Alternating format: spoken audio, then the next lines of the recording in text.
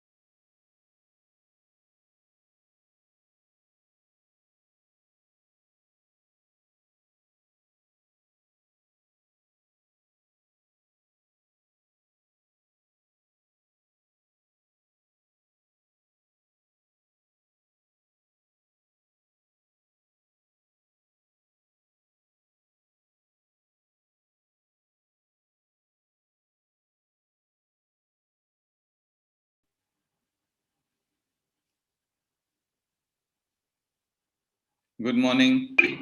Good morning, sir. How are you? I'm good. Opin, how are you? All Nice. fine, sir. All set? All set. We thought we'll start with the cessation workshop. Sorry? We thought for the TFG components, the working group committees, we'll start with the tobacco cessation session first. Yeah, I think it is very critical as well for tobacco-free generation, Right. and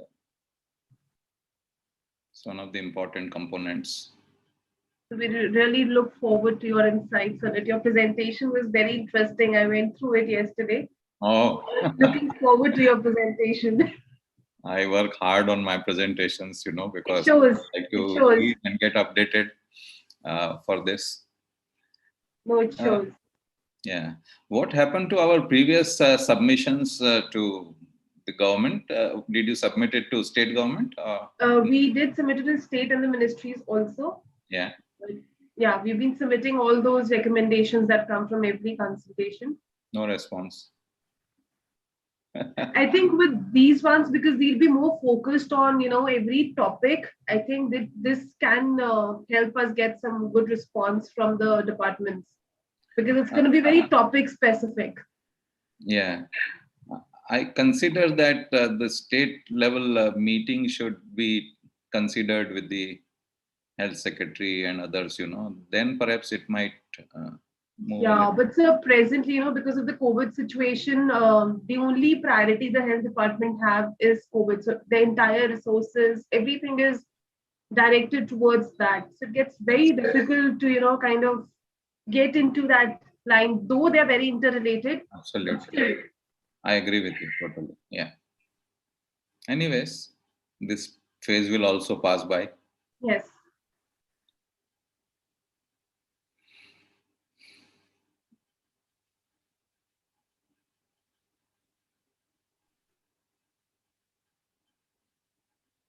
Good morning, Dr. Rana. Meeraji is on mute. Meeraji, good evening to you. Good evening, good evening. Even Good evening, everybody. Raki on mute. How are you, ma'am? I'm well, and you? All fine, ma'am. I hope everyone is okay. Yes, ma'am. We all are fine here. Thank you. So far, all very good. How about you? Okay, Rakesh, all right. Things are going okay. Right. That's good news. Hear all kinds of things around coming from India, very disturbing. There have been a problem in the family. There have been deaths in the family, extended family. Very bad, very painful. Yeah. Very painful. Yeah.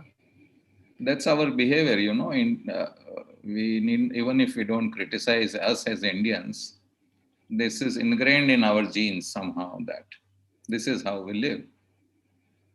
That's a tough call to change. How are you, Sonu? Good morning, sir. Gupta, sir. Good morning. Good morning. How are you? Meeraji, very well. How are you, Meeraji? I'm okay. How is Bombay doing? Bombay is now from today onwards should be doing well. A lot good. of restrictions are lifted from today onwards. I mean, Navi Mumbai especially. Bombay little less than Navi Mumbai, but I think we're all tending towards lower restrictions. Very good, very good.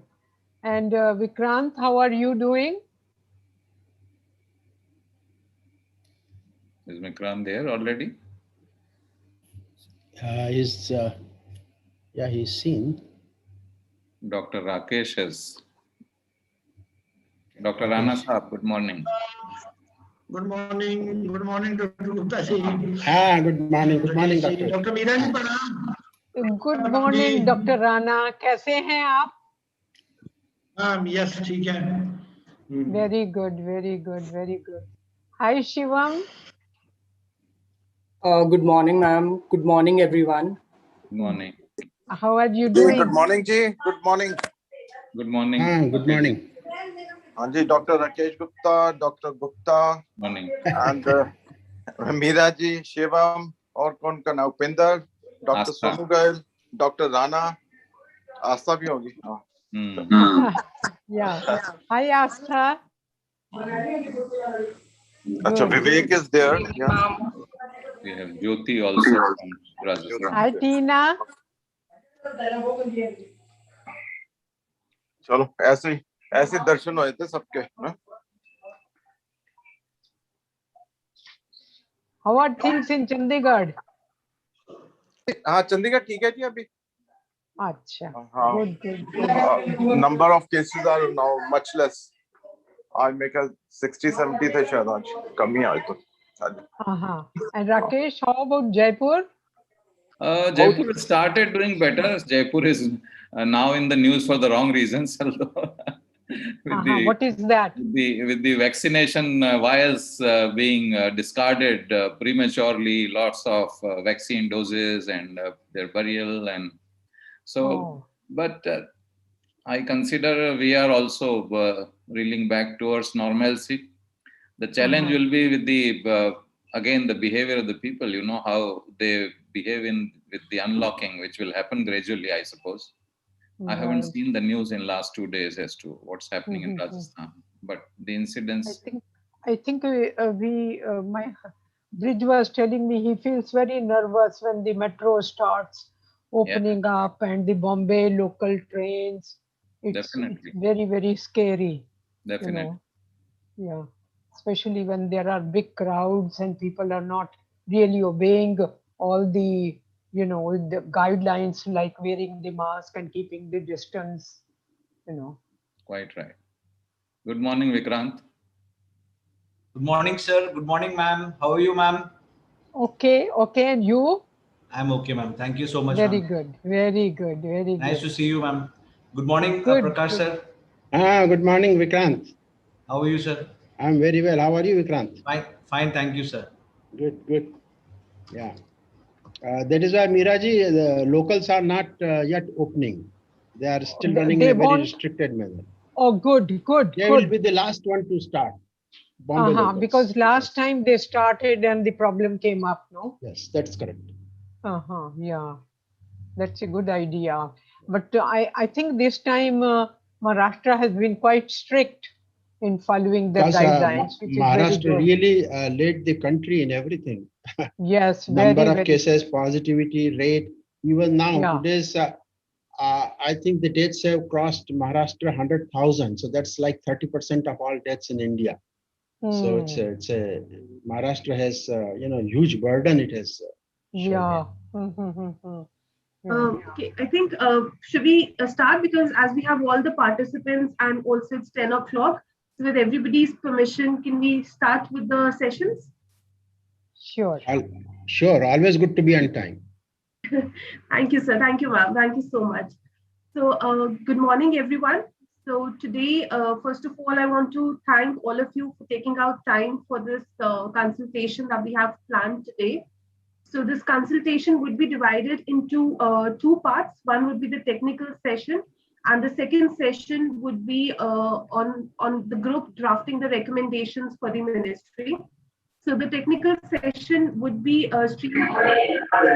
So the technical session will be broadcasted live on YouTube on our channel, on our GSA's channel. But the recommendation part, when we get on to the discussions of the recommendations that we as a group need to send to the ministry, so that will not be live streamed on YouTube. That will remain as an internal discussion among the participants of this consultation. So can we, Astha, have the screen of the presentations? So we start with.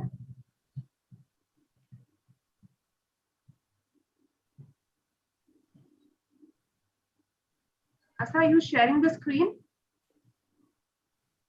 Alfred will be sharing. Just give me a second. He's sharing. Yeah, so as we all know that we've been very thankful to all of you who have been with us since 2019 in actually getting to formulate this tobacco-free generation model that we all collectively are working towards. So the first consultations happened in Chandigarh in 2019, and because of the pandemic, the follow-up meetings and work had to be done online. So today on this platform, I want to take the privilege to thank all the dignitaries that are present today for this consultation. Dr. P.C. Gupta, Dr. Meera B. Agi, Dr. Rana J. Singh, Dr. Sonu Goel, Dr. Rakesh Gupta from Rajasthan, Dr. Rakesh Gupta from Punjab, Dr. Vikrant Mohanty, our experts from the union. And I also thank all the union partners who have been working together to get onto this recommendations part that we are going to work on today. So we all know what is tobacco-free generation, that, coming up with a certain date after which no individual would be offered any products or any tobacco products, including cigarettes. But over the various discussions that have been happening throughout the years and also through the various meetings and consultations that we have had with this group, we have felt the need that the definition of tobacco-free generation need to be expanded from just arriving onto a certain date, and need to amalgamate all the concepts that we individually are working at the state levels and the national levels too. So the further expanded definition of tobacco-free generation does include an amalgamation of various concepts and theories like compulsory tobacco vendor licensing, constraining emerging trends like hookahs, e-cigarettes, heat-not-burn tobacco, and other emerging threats that we are coming up with, strengthening the tobacco cessation, and so forth. So we all need to establish a generation that has never and will never be lived. We need to create an environment for the future generations in which the use of tobacco and the display of tobacco is a thought of the past. Can we go to the next generation? Next slide. Next slide, please. So we all know that the idea of tobacco-free generation came in the 15th World Conference on Tobacco and Health that was held in Singapore. And on that basis, only on that discussion, we are trying to take this discussion forward. And the tobacco-free generation is designed in a way to end the cycle of experimentation, addiction, disease, and death by phasing out sales of tobacco products to youth born after a certain date. Next slide. So we know that why we need a place where tobacco is not prevalent, tobacco is not there available for our future generations.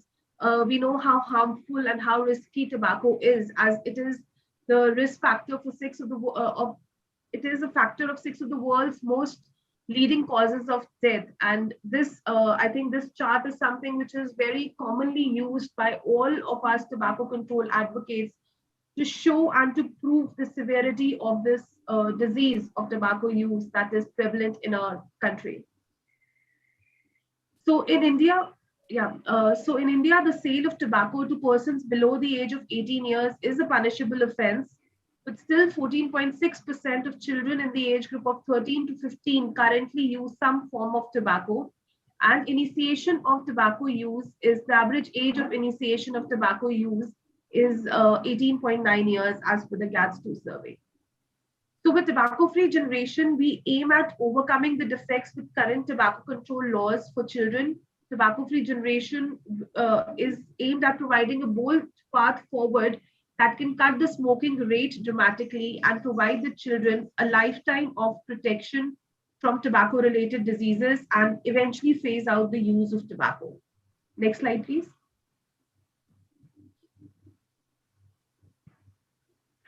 So I think we can move to the next slide. We all know how the concept of tobacco-free generation have come up with. So in the past, as I mentioned, that we have been able to conduct 2 national consultations with help from all of you, with support from all the partners in different states. The first consultation that happened was in Chandigarh in 2019, wherein participants from 13 states were present in Chandigarh to discuss the initial paths that we need to take when formulating a very comprehensive model for tobacco-free generation. Next slide. And then in 2020, we held a virtual consultation in which we were privileged to have experts from all the fields, from all the states and the different fields of tobacco control working in the country. And one very important outcome of both these two consultations were recommendations that were sent to the ministry, and also establishment of our core working committees at the national level, and also subject specific working groups in which we will be able to focus individually on the scope of different aspects of tobacco free generation that came out of these two consultations. Can we go to the next slide? So the committees for tobacco free generation, which were formed by by the kind acceptance from all of you. So we had the central committee in which we tried to have representation from different states in different areas of tobacco control. And apart from that, we had subject specific committees. So the subject specific committees were mainly expert committee on behavior change and communication, which is going to focus more on the cessation part. So this is the first meeting of the individual scope of tobacco free generation concept that we've tried to conceptualize with these consultations. Then we have expert committee on tobacco vendor licensing, expert committee on TAPS, on Empower, expert committee on emerging trends and threats. And the sixth expert committee is on tobacco-free generation policies related to laws, including countering the tobacco industry interference. And the seventh committee is basically on expert committee on promoting and protecting health of women and children from tobacco abuse. So post this consultation, we will be sharing all the members of these different committees. And I would be really grateful to all of you if we can add on to the members to that, if we feel that, we have left out some people, or there could be other people who could prove to be very beneficial for these particular topics. So as I said in the earlier slides also, that the main aim of dividing the entire concept of tobacco-free generation into various scopes and these levels is so that, because every one of us has an expertise in one topic or the other. So focusing, if a group of 5 to 6 people nationally focus on one particular aspect of tobacco control and tobacco-free generation, we will be able to come up with some very comprehensive and strong and strengthened recommendations for the states as well as for the ministry at the central level.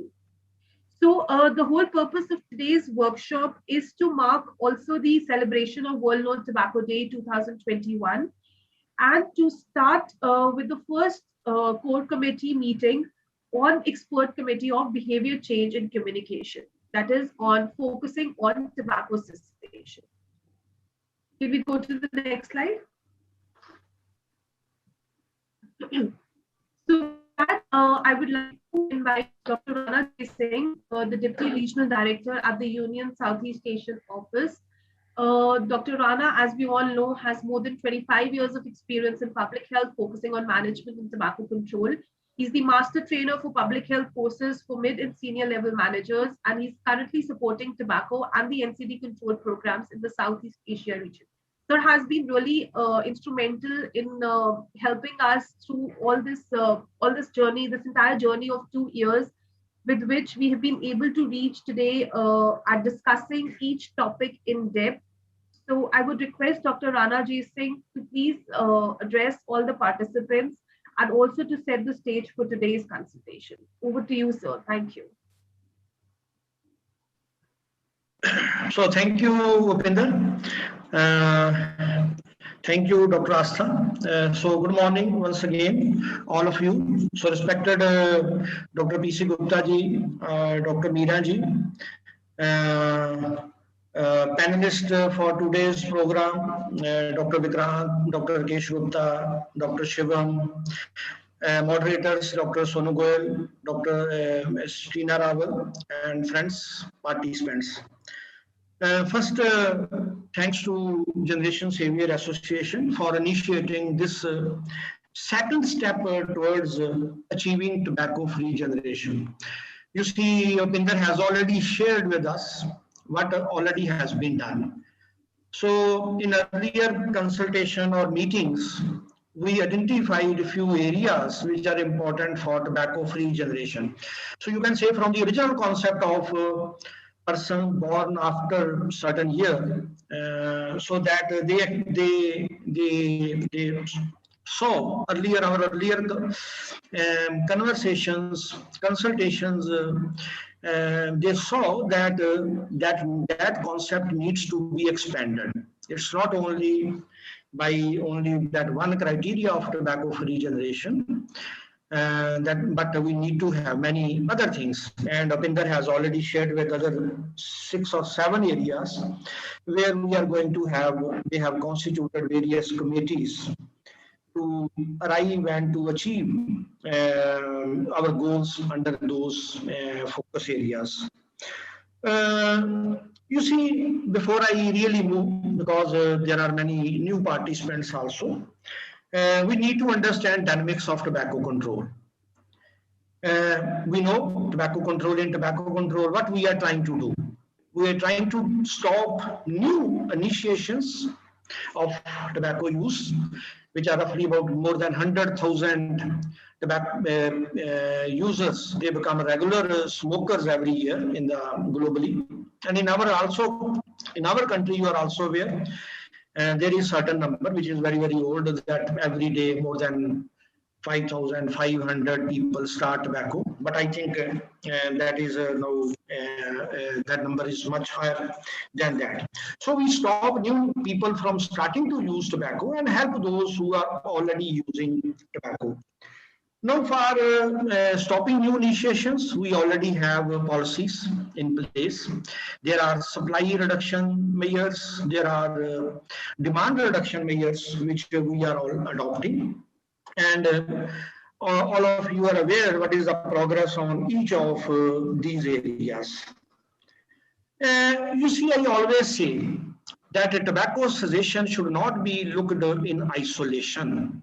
Our very senior colleagues, the people who are working in tobacco cessation for the last 25 years, 30 years, like Dr. Kesh Gupta ji, Dr. Meera ji, Dr. Vikrant Mohanty, and experts across the country, I think their services will not be utilized until unless all those policies must be in place. So we need to create an environment in our society.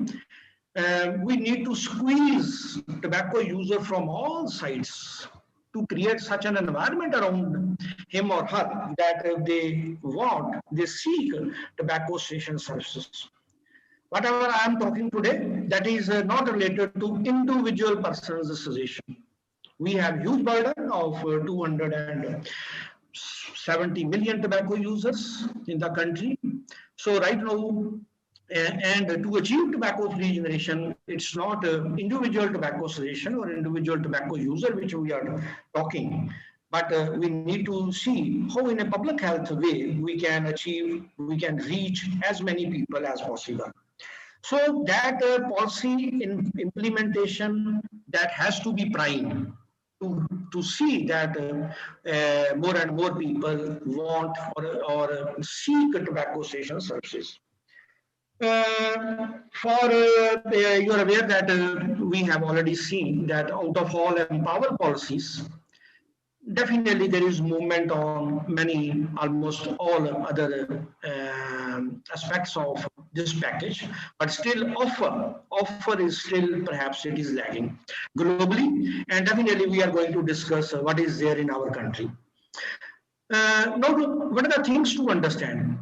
As per the GATS, we have 35% of tobacco users, both if combined SLT and smoking forms, who make a quit attempt every year or maybe in the previous 12 months.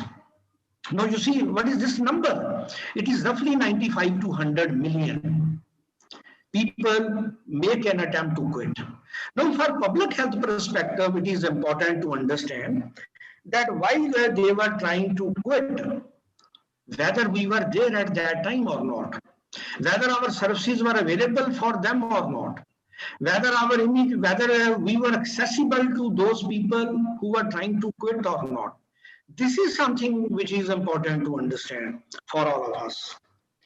You are also aware that as per Global Tobacco Control Report of 2019, India is well placed. India is well placed on offer. It means that that report tells us that we have established a few services. We have National Tobacco Guideline. We have, you can say, kept some money under our NTCP for NRTs. We have Cessation. We have some other tobacco station services established at district level. Yes, so we have got some good marks in that report as far as offer is concerned. But for me, for all of us, which is important is that whether these services, number one, are sufficient for the country, whether our national tobacco quit line is able to cater that huge number of tobacco users which we are having across the country. Second is whether those services are really accessible in that way, which so that every person at the remotest part in the country can access them. So this is something which we need to understand, and answer is perhaps no right now. The first question, when they were quitting, whether we were available to them, perhaps our answer is no. Yes, we were not available for 100 million people who were trying to quit tobacco at that time.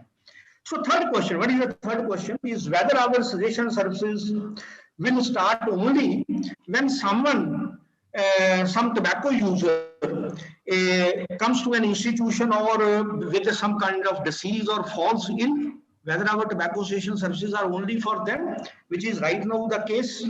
We need to find, I think, proactive ways to reach out to tobacco users. Not that they fall ill and then they come to our institutions. Time has already gone in that case. So we need to see that we proactively reach out to them and help them to quit. Just like in TB control, you see, perhaps those of in this group who are also aware about TB situation, the government of India has changed its strategy.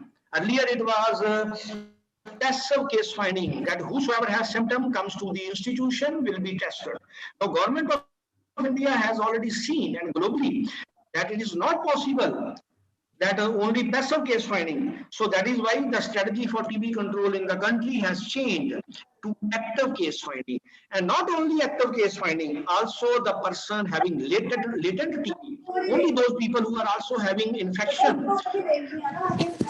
So this is the change in the strategy. So here in tobacco suggestion, we also need to see that whether we need to change our strategy, we need to proactively reach out to those tobacco users. For us, as per WHO definition, tobacco addiction is a disease, and for us, they are the patients. So our burden is huge. Fourth area. What is the fourth area is, so what is the dynamics of tobacco cessation of smoking as far as our country and our region is concerned, tobacco cessation of smoking versus smokeless tobacco. We need to understand the burden of both smoking and smokeless versus our approaches. What are our approaches for smokeless tobacco? And Dr. Gupta ji and our other colleagues who have been guiding us on smokeless tobacco use. So I think we are already aware that as per GATS, all cessation indicators for smokeless tobacco are also on lower side. Less percentage of smokeless tobacco users are thinking of quitting, less percentage of smokeless tobacco are attempting to quit, and less percentage of smokeless tobacco users are being advised by our own health worker. So this is something which we need to see, that perhaps our own health worker thinks, he or she thinks that smokeless tobacco is not as harmful as smoking form. So this is a fourth area which we need to discuss and see.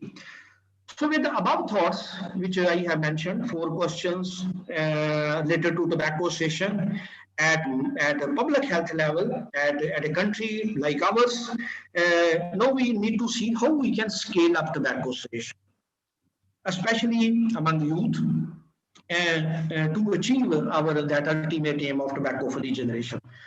So in last, I think 15 days, we had many webinars across the country, many consultations, because this year theme was commit to quit.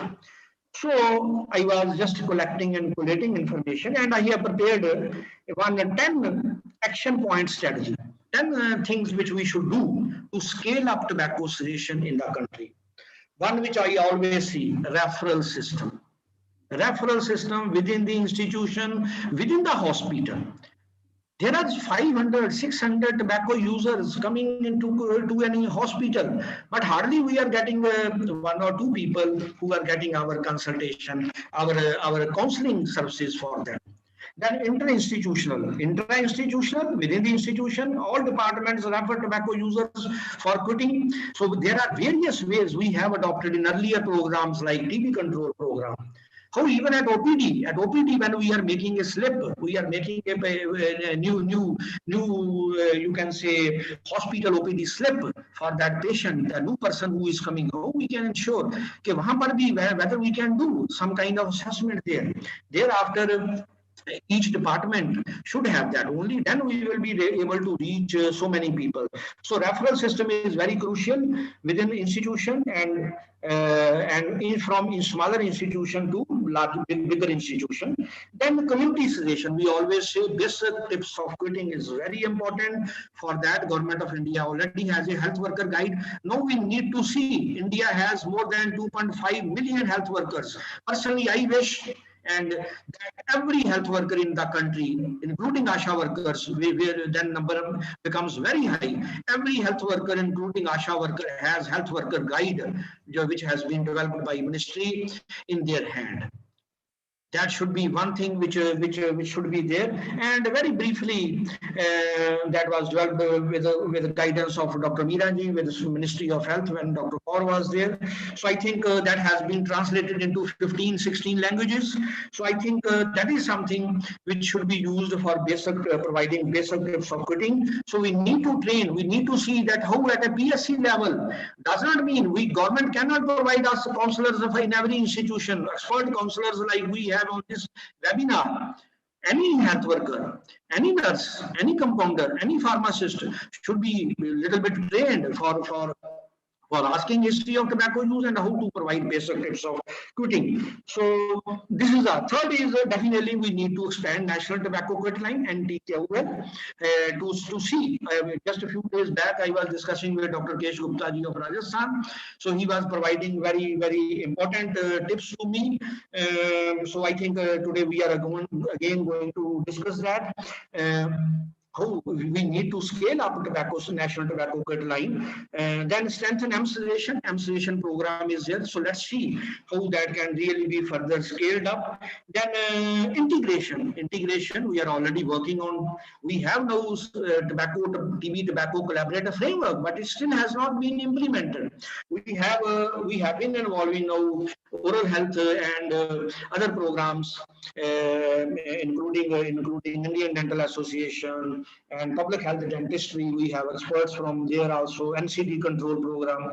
So integration is another area. Private sector. So now it's government to see how we can involve private sector in tobacco cessation. Only then we will be able to reach. Then fifth is village level. Now what is happening at village level? Our services are not reaching there. Both our policy side mayors or demand side mayors, whether it is smoke free, whether it is tobacco free, implementation of no smoking at public places, and similarly cessation. So in the earlier experiences, we have involved village health and sanitation committees. Very recently, we are also working with the Nehru Yuva Kendra, very big network. And under Ministry of Sports and Youth Affairs, please see that how Nehru Yuva Kendra club in every village in the country, in every panchayat, in most of the panchayat, those clubs are there. How they can help.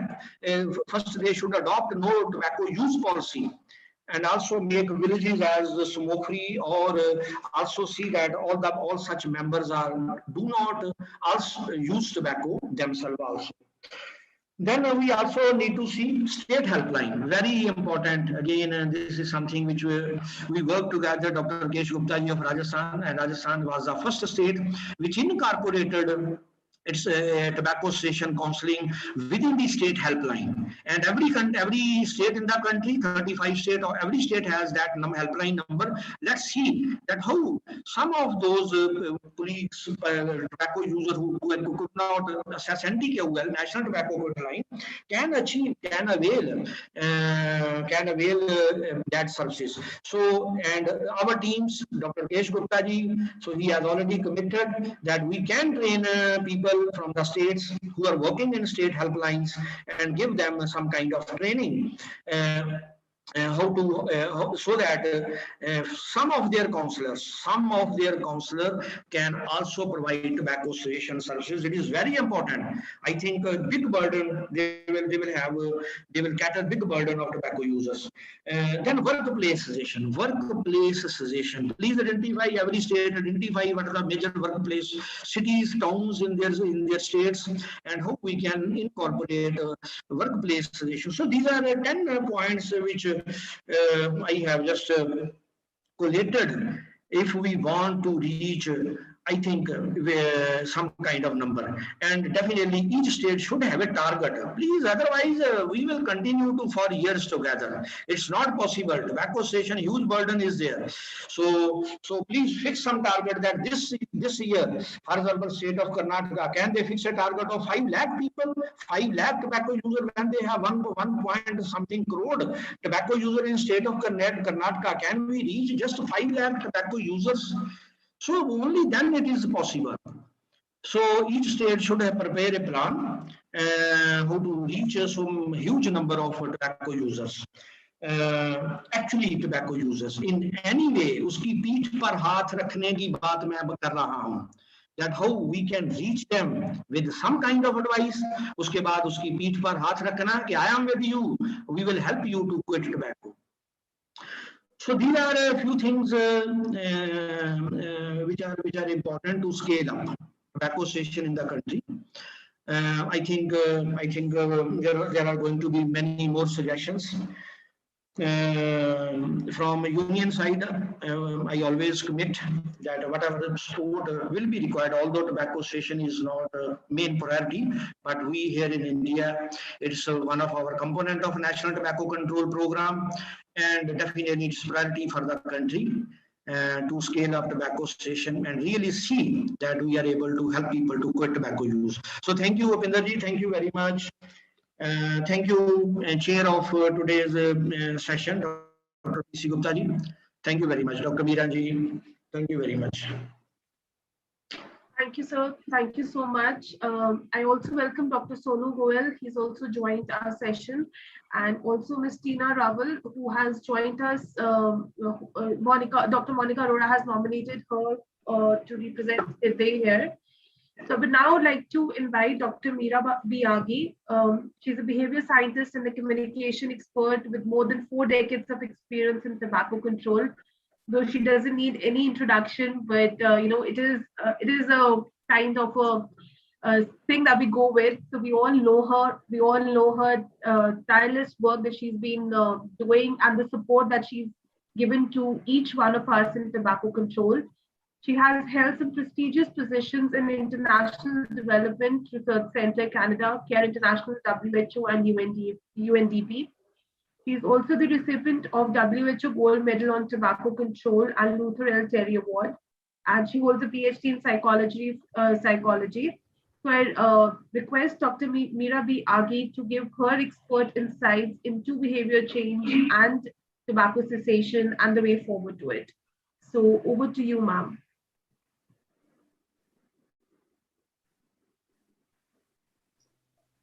Thank you, Upinder. Actually, I look at cessation as a behavior change strategy. The counseling, of course, everything is in there, but I think cessation is by far should be understood as a strategy to change behavior. Now, why do we need cessation? We need cessation. I think we all know that because the tobacco use affects every part of our body, and it causes 8 million people death every year. And it's painful to see the young people getting hooked on tobacco.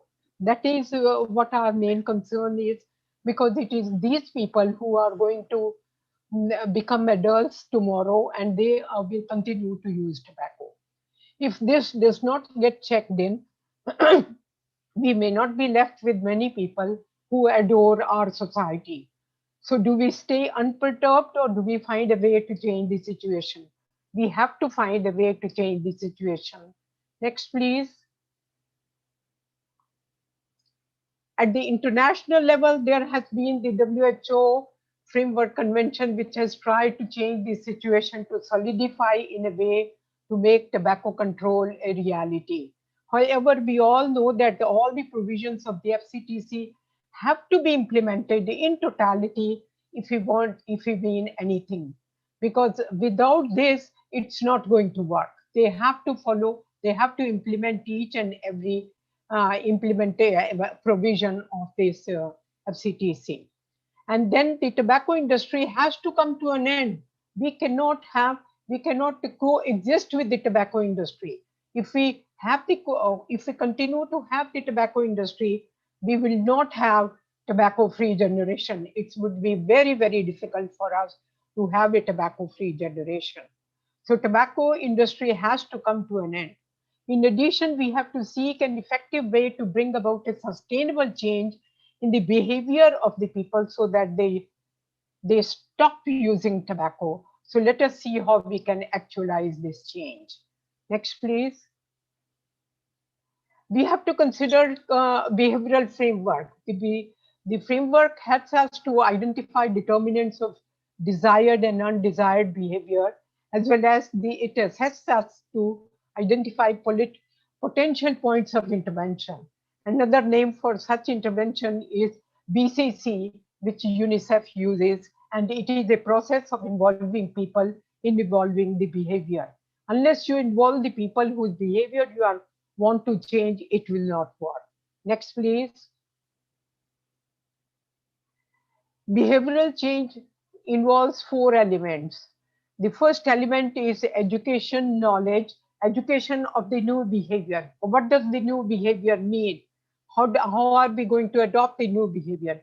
Not using tobacco or quitting the use of tobacco if you are already using tobacco. So we have to see the pitfalls of the old behavior, and we have to see the benefit of the new behavior. Now, this by itself would not work unless we also have a motivation to adopt the new behavior. And then, in addition to that, we also have to have the skill to practice the new behavior. Skill is required to change the old behavior and adopt the new behavior. And also, in addition to that, we have got to have enabling environments in the country to strengthen and resolve the new behavior. Next, please. Now, how do we educate people? We depend upon we have to see what are the information needs of the people that we want to change.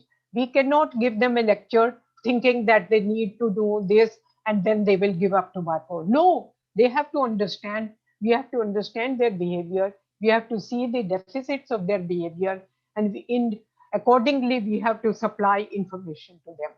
We have to determine what they know. We have to assess what they do not know.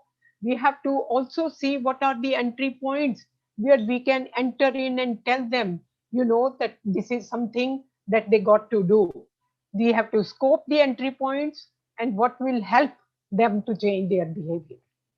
We also have to understand the profile of the target population, whether how they live, what are their beliefs, what are their misconceptions, and what are their myths, and what are the cultural factors that they practice, and what are the barriers and the roadblocks in their way to accept the new behavior. Next, please. Formative research will help us to evolve educational material for involving the user. We will have to work with them. How do we do that? We have to listen to them. We have to listen to them very carefully. And we cannot be confronting them. If they say something which is their belief or something, do not confront them. You have to understand them, and maybe you have to find a path to go around it by acknowledging the ambivalence, by staying neutral and supportive. You cannot oppose them because then they would stop listening to you. And also by treading the path very carefully. My experience had shown me that all these have special relevance to girls and women. With them, special care is required because their problem is much more complex because of how we treat girls in our society. Next, please. What do you think if the user get this comprehensive education that we are talking about, in which we assess their needs, in which we tread their path very carefully, in which we support them, in which we convince them, would they change their behavior? They would change their behavior, but would they quit the use of tobacco if they understood what was harmful to them? Not necessarily. Will the young not take it up if we give them the right orientation, if they see that no one is using tobacco in their environment, family or friend? Surely we have got good hopes if we see that there are people around the young people who are not using tobacco, then they will get motivation not to use tobacco. So they will need motivation and inner push to continue staying quitted. Next, please. Motivation comes from gains that individual can expect from the new behavior. For educational strategy to be motivational, it must include compelling statistics. They must tell them what they feel convinced by. And then there will have to be convincing examples of people who have left their behavior, who have left the old behavior and accepted the new behavior, or they never went to the wrong behavior. Stories that they can relate to look upon. There are gender differences. For example, girls will like to be told stories to girls who make big, who stay elegant without smoking, because the tobacco industry is telling the girls that in order to stay elegant, you have to smoke. Women can care less about their own health than the health of the family. We have to understand that. This is special understanding about women and girls. Men are more centered on their own health and they get scared when they get sick. Next, please. Is change in behavior likely to come if they have adequate knowledge about the new behavior and if they have motivation and if they know the advantages of the new behavior? The story is not yet complete because many women and men come to me and tell me that they are ready to quit, they want to quit, but they don't know how to do that. Next, please. So they do not know how to quit. So they need skills to quit. Skill would need to be imparted to them, and this is the next element of the behavior change. Next, please. Life skills are very vital for people to understand the deficit of the old behavior and the new behavior. Some methods that we can use to develop skills are like group discussion, role playing, storytelling and story writing, live examples. Next, please. There are 5 main areas of skill development that they need to understand if they are going to quit the use of tobacco. One is decision making, critical thinking, communication, self-awareness, and the ability to cope with stress and negative emotions. Young people need to see people around them who are straight, who are not using tobacco. Their family members are not using tobacco. Girls Young girls need to learn how to say no. If somebody is offering them a smoke or offering them a chewing tobacco, they need to know how to refuse, how to say no to them without insulting them, without making any kind of wrong remark on their behavior. Next, please. No, decision making will need willpower. It will increase your willpower if you make the decision which will call for determination. Then you develop skills to meet different roadblocks, communicating with others what you have decided, self awareness, remember your goal, and coping with stress and negative emotion needs a lot of guidance, which they will get from the counselor. Next, please. Face-to-face support provides opportunities for counselor to assist the client in building problem-solving skills. Counseling concepts and methods used in this intervention fit well into behavior change communication. It's best evolved and developed by involving the user. You have to involve the user at every step if you want to really make them quit and quit it forever. Next, please. You also need to support them. They have to be encouraged. They have to have understanding. You have to give them applause. You have to appreciate when they are trying to quit. You have to give them praise, and you have to also make them realize the assessment of the monetary benefits by quitting the behavior, and then behavior of others. You have to sort of stimulate them to help other people to change their behavior as well. Just as they have changed their behavior, and how they change their behavior, they can communicate to others. Next, please. No, it needs to be understood that even with knowledge, motivation, and skills, often people face difficulties in adopting the new behavior. They decide everything. They have learned that the smoking is not good for them, or chewing is not good for them. They are also motivated, and they also have learned how to give it up. Even then, there are difficulties, particularly if they lack the power to change circumstances that block the desired behavior. For example, you might decide to give up tobacco, but you have a friend circle who nobody approves of this behavior of giving up tobacco. They will force you, they will coax you, they will make all kinds of remarks on your behavior, and so the enabling environment would be a faulty one. So therefore, the element of enabling environments are required to strengthen your resolve of quitting. The most important among these is the absence of the tobacco industry. Next, please. Enabling environments are required to strengthen your resolve, which you have resolved to give it up. So in order to that this should stay strong enough, there has to be enabling environments. And the enabling environments, they start from family, from home, with the friends, and with the colleagues, with the community, with the state and the country, in terms of having a legislation. Thank you.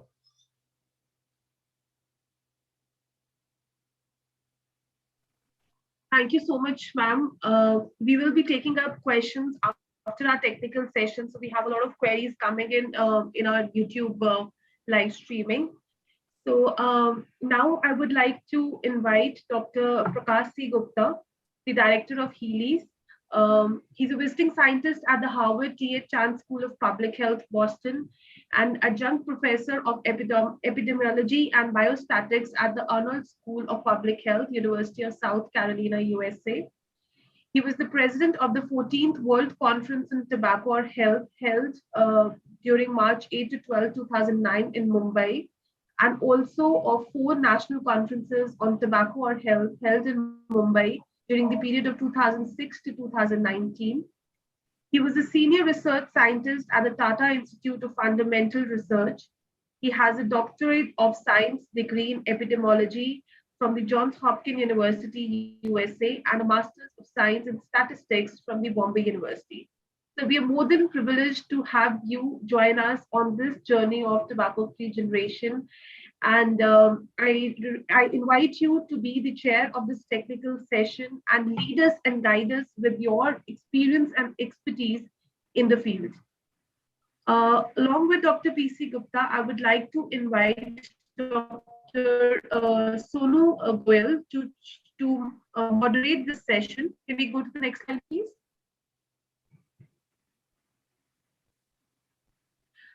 So Dr. Sonu Goel, Professor of Department of Community Medicine at PGIMER, Chandigarh.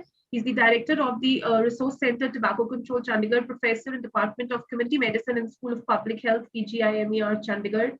He has a 17 years rich experience in public health and health management. He's also the alumni of some prestigious institutions like Johns Hopkins School of Public Health, Baltimore, US, and Utrecht University, the Netherlands. He has been awarded the Public Health Excellence of India by the Honorable Union Minister of Health and Family Welfare in 2014.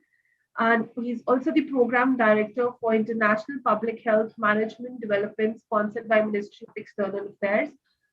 Besides by inviting you, Dr. Sonogoyal, we also want to thank you for being with GSA throughout since its inception.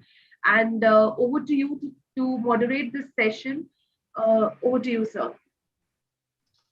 So first of all, thank you, Upenderji, for a lucid introduction, and I'm really happy that you are continuing with this tobacco-free generation concept, which you have started. I think which you initiated a couple of years back, and you have taken all the alumnus of tobacco-free generation, starting from Dr. Prakash Gupta, who has, I think, long back, Dr. Prakash Gupta and Dr. Reddy has initiated that conference about tobacco-free generation. And now the things are coming in such a way that now many people are talking about this particular concept. So I'm really happy that now our tobacco control fraternity is moving from tobacco control to tobacco-free India or tobacco-free generation. So I think a couple of years back, we were not hearing more about this particular concept, and not many deliberations were happening. And I'm really happy that the likes of Dr. Prakash Gupta, Madam Meera ji, and all the other senior colleagues have joined this consultation for, I think, making it a grand success. So without, I think it has been elaborated nicely by Dr. Rana initially, and followed by Meera ji about the tobacco-free generation concept. So I will not be there in between the speakers who are really very sound and eminent speakers who will be speaking in this particular session, and the chairs who are again alumni of eminent experts who have initiated this particular concept. So I will just go with three things which are really important for this tobacco-free generation, which we are talking about quickly. First is about we should always keep this tobacco industry interference in mind whenever we are talking about tobacco-free generation, because without tackling this tobacco industry upfront, we may not be able to reach this overarching goal of tobacco-free generation. So that is first thing which all of us, whosoever here, should keep in mind, that the Article 5.3 is being implemented in their states in all the jurisdiction where they are working. The second thing which we should be worrying about is about tobacco cessation. As Meera ji has rightly said, that the behavioral change is really important. And Dr. Rakesh Gupta is here from Jaipur. I think he knows the importance of tobacco cessation. And unless we have this tobacco cessation, the O component of Empower, which is really, really important, and which is I can say is relatively least implemented among all the components of Empower. So this need to be strengthened. And third thing is about the networking and collaboration. I think it is high time we are now a cohort of tobacco control people. We want to expand this cohort. We need to expand this cohort to more public health professional, more clinical professional, more people who are being heard at the ministry, at various stakeholders, so that we increase our network, we increase our cohort in such a way so that the movement gains its shape. So I think we have initiated, all of us has initiated this movement in our own forum. But I think it is right time that we take other people along who are still not connected with us as tobacco control, but want to contribute towards public health. So I think with this, I will hand over things to Dr. Prakash Gupta. But before that, I think I'd like to introduce our experts, the young experts of the today's session. So maybe have the next slide of Dr. Vikrant Mohanty. So Dr. Vikrant Mohanty is the associate professor in Maulana Azad Institute of Dental Sciences. And I think those who are in tobacco control know him by tobacco cessation and the zeal which he has within the tobacco control thing. And he has, as a young colleague of mine, he has, I think, a lot of laurels. He is a principal program coordinator of a National Resource Center for Oral Health and Tobacco Cessation at MAIDS, and initially funded by Ministry of Health and Family Welfare. He is medical officer in charge of mobile dental clinic project in NHM, under NHM, and he has initiated this first mobile dental clinic project in India and has been a chairman for Scientific Review Committee at MAIDS New Delhi.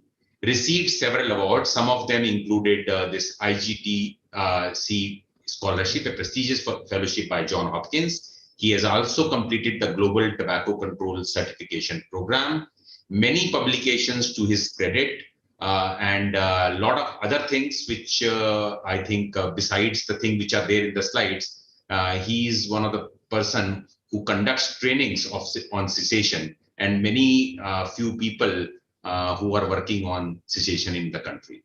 So welcome Dr. Vikrant Mohanty for this webinar. Thank you so much, sir.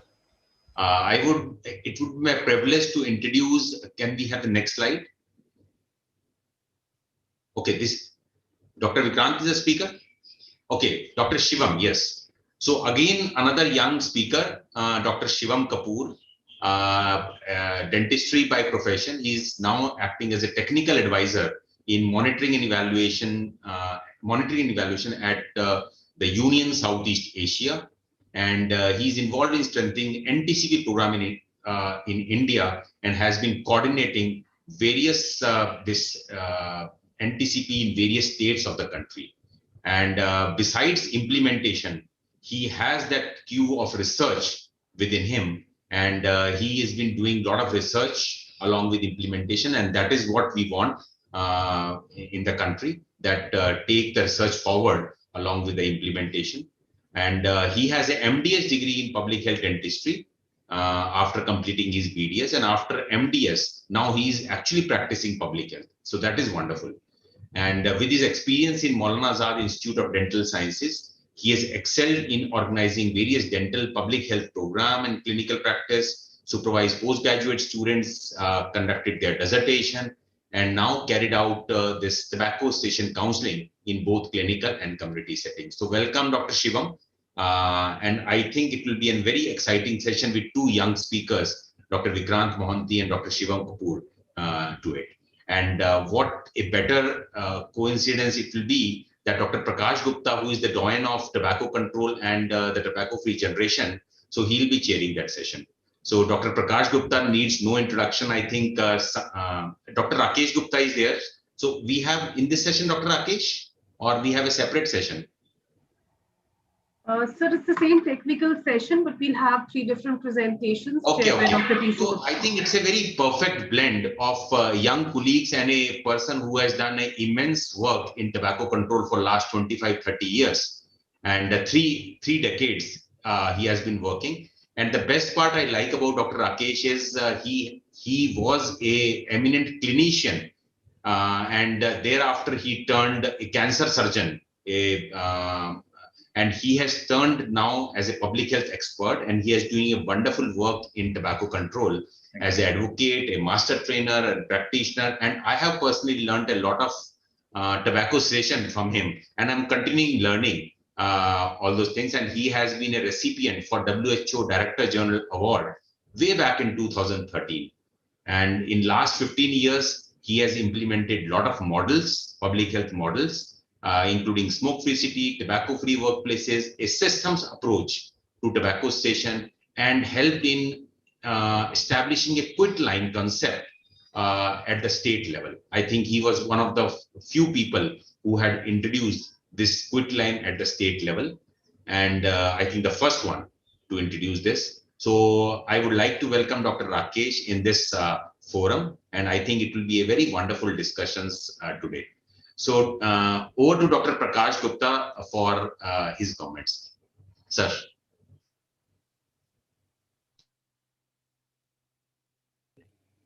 Thank you very much, Dr. Sonu Goyal, and thank you, Upinder, for a very generous introduction.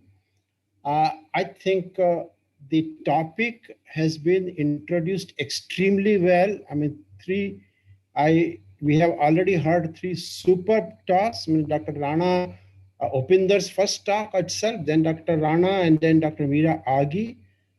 They have covered many different aspects of the topic of today's consultation. And the time is now right, as Sonu has said, to hear our young researchers and young activists and who are rearing with energy to go forward, and also Dr. Rakesh Gupta, for whom we all have great respect. He has for his work in tobacco cessation and tobacco control, and he always keeps on coming with new ideas and bombarding us with that immense amount of energy he has. So very much looking forward to hearing all of them. So let us start, rather than taking time from their time from presentation, we would rather listen to them. So I would invite the first speaker, Dr. Vikrant Mohanty, now to start his presentation. It's just about the time. Yeah. Good morning, sir. Good morning, Professor Sonu Goyal. Good morning, Professor Gupta. I hope I'm audible, sir. Yes, you are audible. I would request the organizers to please provide me access for sharing the screen.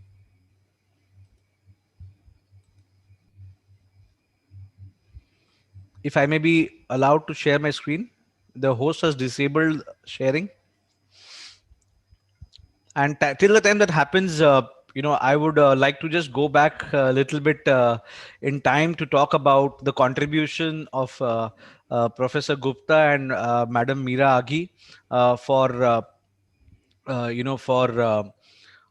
guiding me, mentoring me, literally, I would say, motivating me, nudging me at every time that I have come through in stages and phases of my life in tobacco cessation. It has been these two pioneering figures who have been solely responsible for all the whatever we have achieved today, I would say.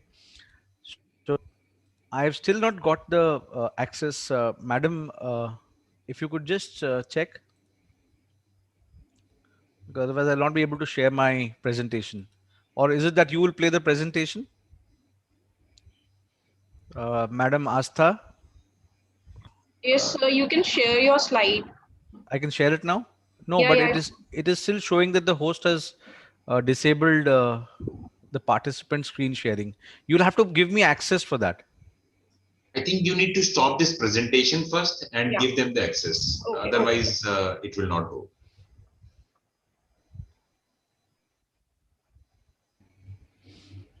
So I still remember those days, early days of tobacco cessation. The first time I think I got introduced to the topic was way back in 2007 when I heard Professor Surendra Shastri from the Tata Memorial Hospital speaking in one of the national conferences, dental conferences in Bangalore. And from there on, I have been inclined towards it. We've worked closely with, yeah, I've got access now. Thank you so much. So thereon, we have been working with people, but then since the time I've got introduced to Dr. Gupta and then later Meera Agi ma'am, the journey has been really an eye opener. I have met so many tobacco control experts. Dr. Rana Jai Singh, our first meeting was in Singapore in the World Conference of Tobacco or Health, and from the guidance of all these mentors and experienced people in tobacco control has actually made me realize that only just by talking about cessation is not enough. You have to create that whole I would say a kind of a complete holistic package and then present it in front of people, as a result of which it becomes more, I would say, viable, or it would be more acceptable by all. Though I'm talking in terms of at a larger level, but then now we will discuss little bit briefly about why tobacco cessation. Though the topic, the WHO's theme this year has given us that impetus that today, cessation and offer to quit has become a very integral and an important part of tobacco control.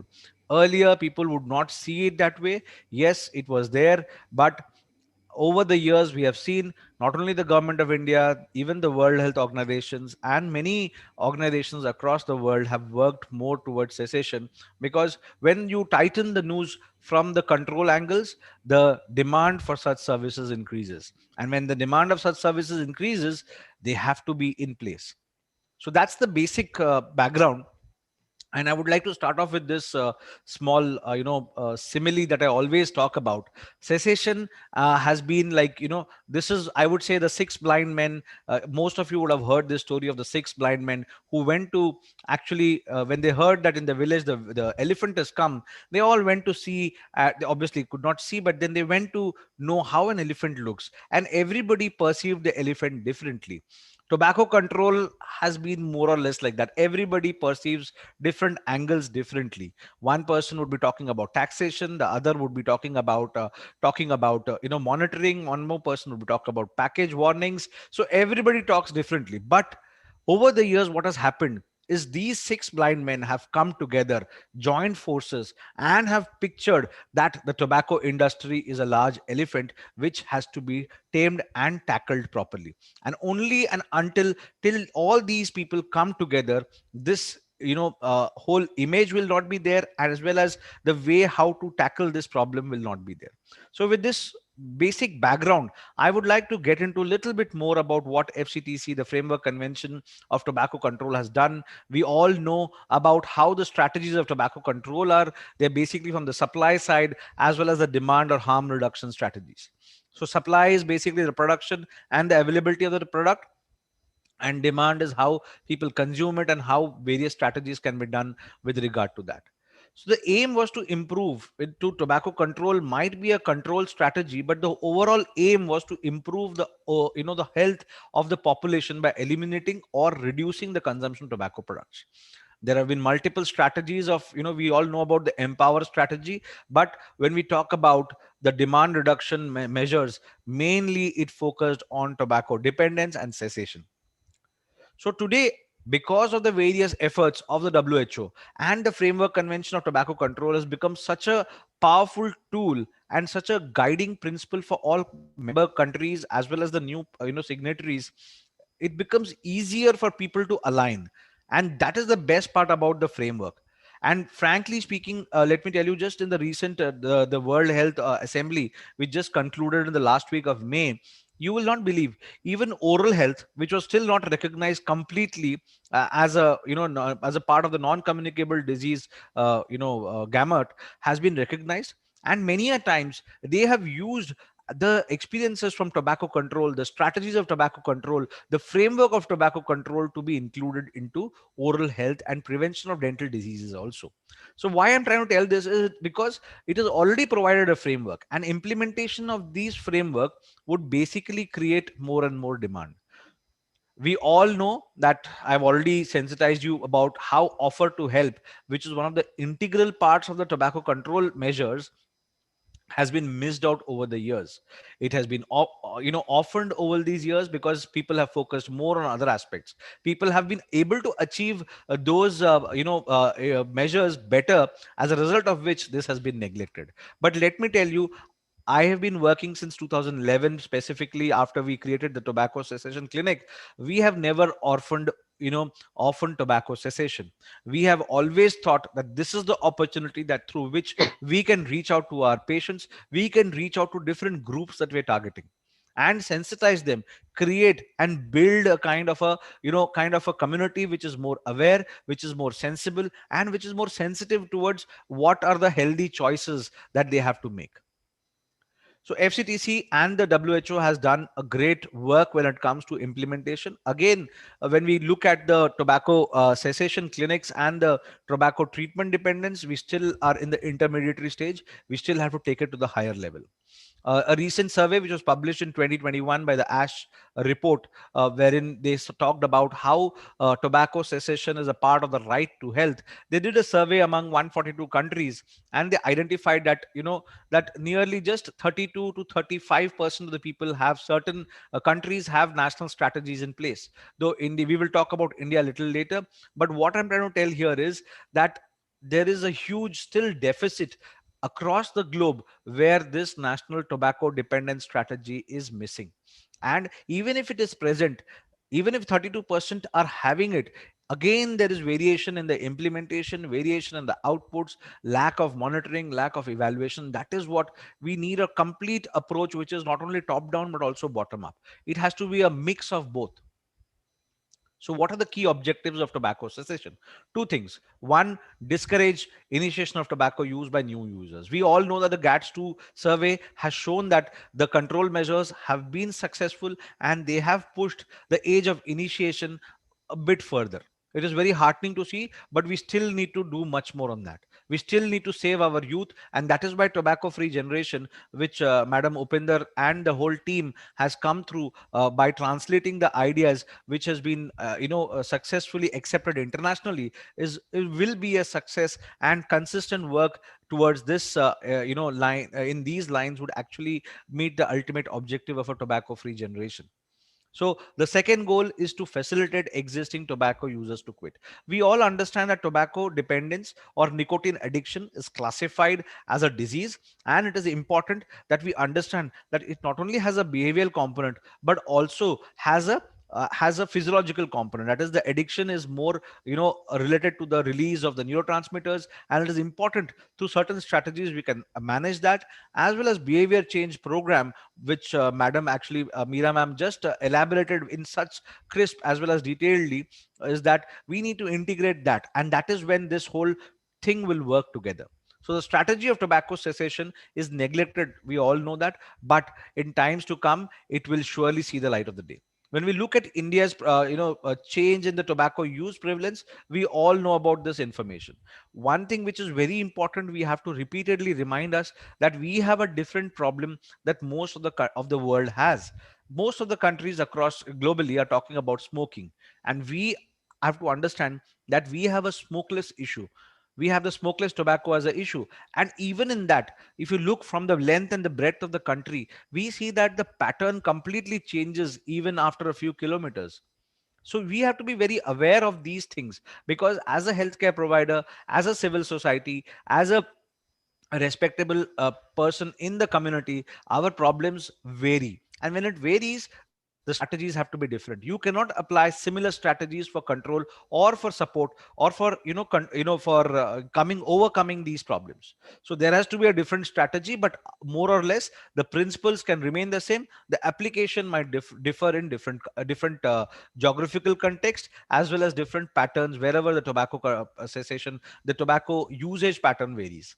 When we look at the GATSU report and we look at cessation overall, we know that around 38.5% of them want to quit, smokers want to quit, and only 33% of the total smokeless tobacco users have made a quit attempt in the last 12 months. If we look at how much healthcare providers have actually advised, you can see that 31.7% only, in terms of smokeless tobacco use, have been recommended to quit or have been advised to quit. So smokeless tobacco is not only a health issue, but also a social as well as a cultural issue, and its acceptance and normalization in our whole community makes it even difficult to get over it. So we have to understand that if these many people are, if total out of 55.4% who are trying to quit, current smokers who are trying to quit, we have a huge, what do you call, burden of people who are here. Around 55.1 million people are there who want to avail these services. And against 21.4% of the smokeless tobacco users, which is 199.4 million, we have around 98.9 million, that is 49.6%, who are actually wanting to quit. So this means there's a huge people, I would say a catchment of people or cluster of people who are there who want to quit. when this much huge numbers are available who want to quit, where are the services? And that is what we have to understand. If this is the huge requirement, the need, then that is what, and we have to simultaneously develop a strategy wherein that much availability of resources are there so that they can counter or and cater to the needs of the people. Tobacco control over the years has done great in India. When we started the 13 tobacco cessation clinics in 2002, went on to 19 tobacco cessation clinics, mainly in terms of I would say in terms of cancer hospitals as well as psychiatric hospitals. But we have to understand that initially these centers did well, but in times to come, they, the requirement changed. There was a lot of stigma associated because everyone would not walk into a cancer hospital, and those problems were then had to be tackled differently. NTCP came into existence. After that, NTCP went on. Today we have already seen that almost every district in India has a tobacco cessation center. But we are still from where we are, with the numbers that I've given you. Over the last few years, we have seen the operational guidelines, the national quit line, the M cessation, all this has come into existence over the last 4 5 years, or maybe 6 years that we have seen. And now the national quit line has also expanded into more regional quit lines. So there is a need to fasten these services. If tobacco is available and accessible to all, so has to be tobacco cessation. Helping smokers and chewers to stop stop chewing or smoking tobacco is a highly cost-effective healthcare intervention, because we not only save lives, we not only reduce the impact on the society, not only save their their impact on their family, but also have a larger country development perspective which is being taken care of. So tobacco control has been cannot be successful until unless we don't integrate this. And as I already told you, that single strategy may not work. It is important that we integrate, we collaborate, identify stakeholders, and work together to fasten this whole approach. I've already discussed about the burden of disease. We know that the huge around 8 million people across the world, and the consequences of tobacco use are multiple. But when we talk about cessation, we need to package our whole the whole concept of cessation not only at one level, not only at one disease specific level. It is not just cancer. It can be related to other aspects of other non-communicable diseases. Already the government of India has taken initiatives under the NPCDCS, wherein the NCD clinics are also integrating tobacco cessation. Professor Sonu Goyal has done a lot of work in this area also. If you look at this common risk factor approach, which basically talks that managing a few risk factors can control the occurrence or the control the occurrence of certain diseases. So if tobacco is controlled, tobacco use is prevented, tobacco users are counseled and motivated to quit, we are generating an impact on and reduction of non-communicable diseases. So this is how we have to package the whole cessation. We can't live in isolation. We cannot say that only a particular set of clinic would provide it.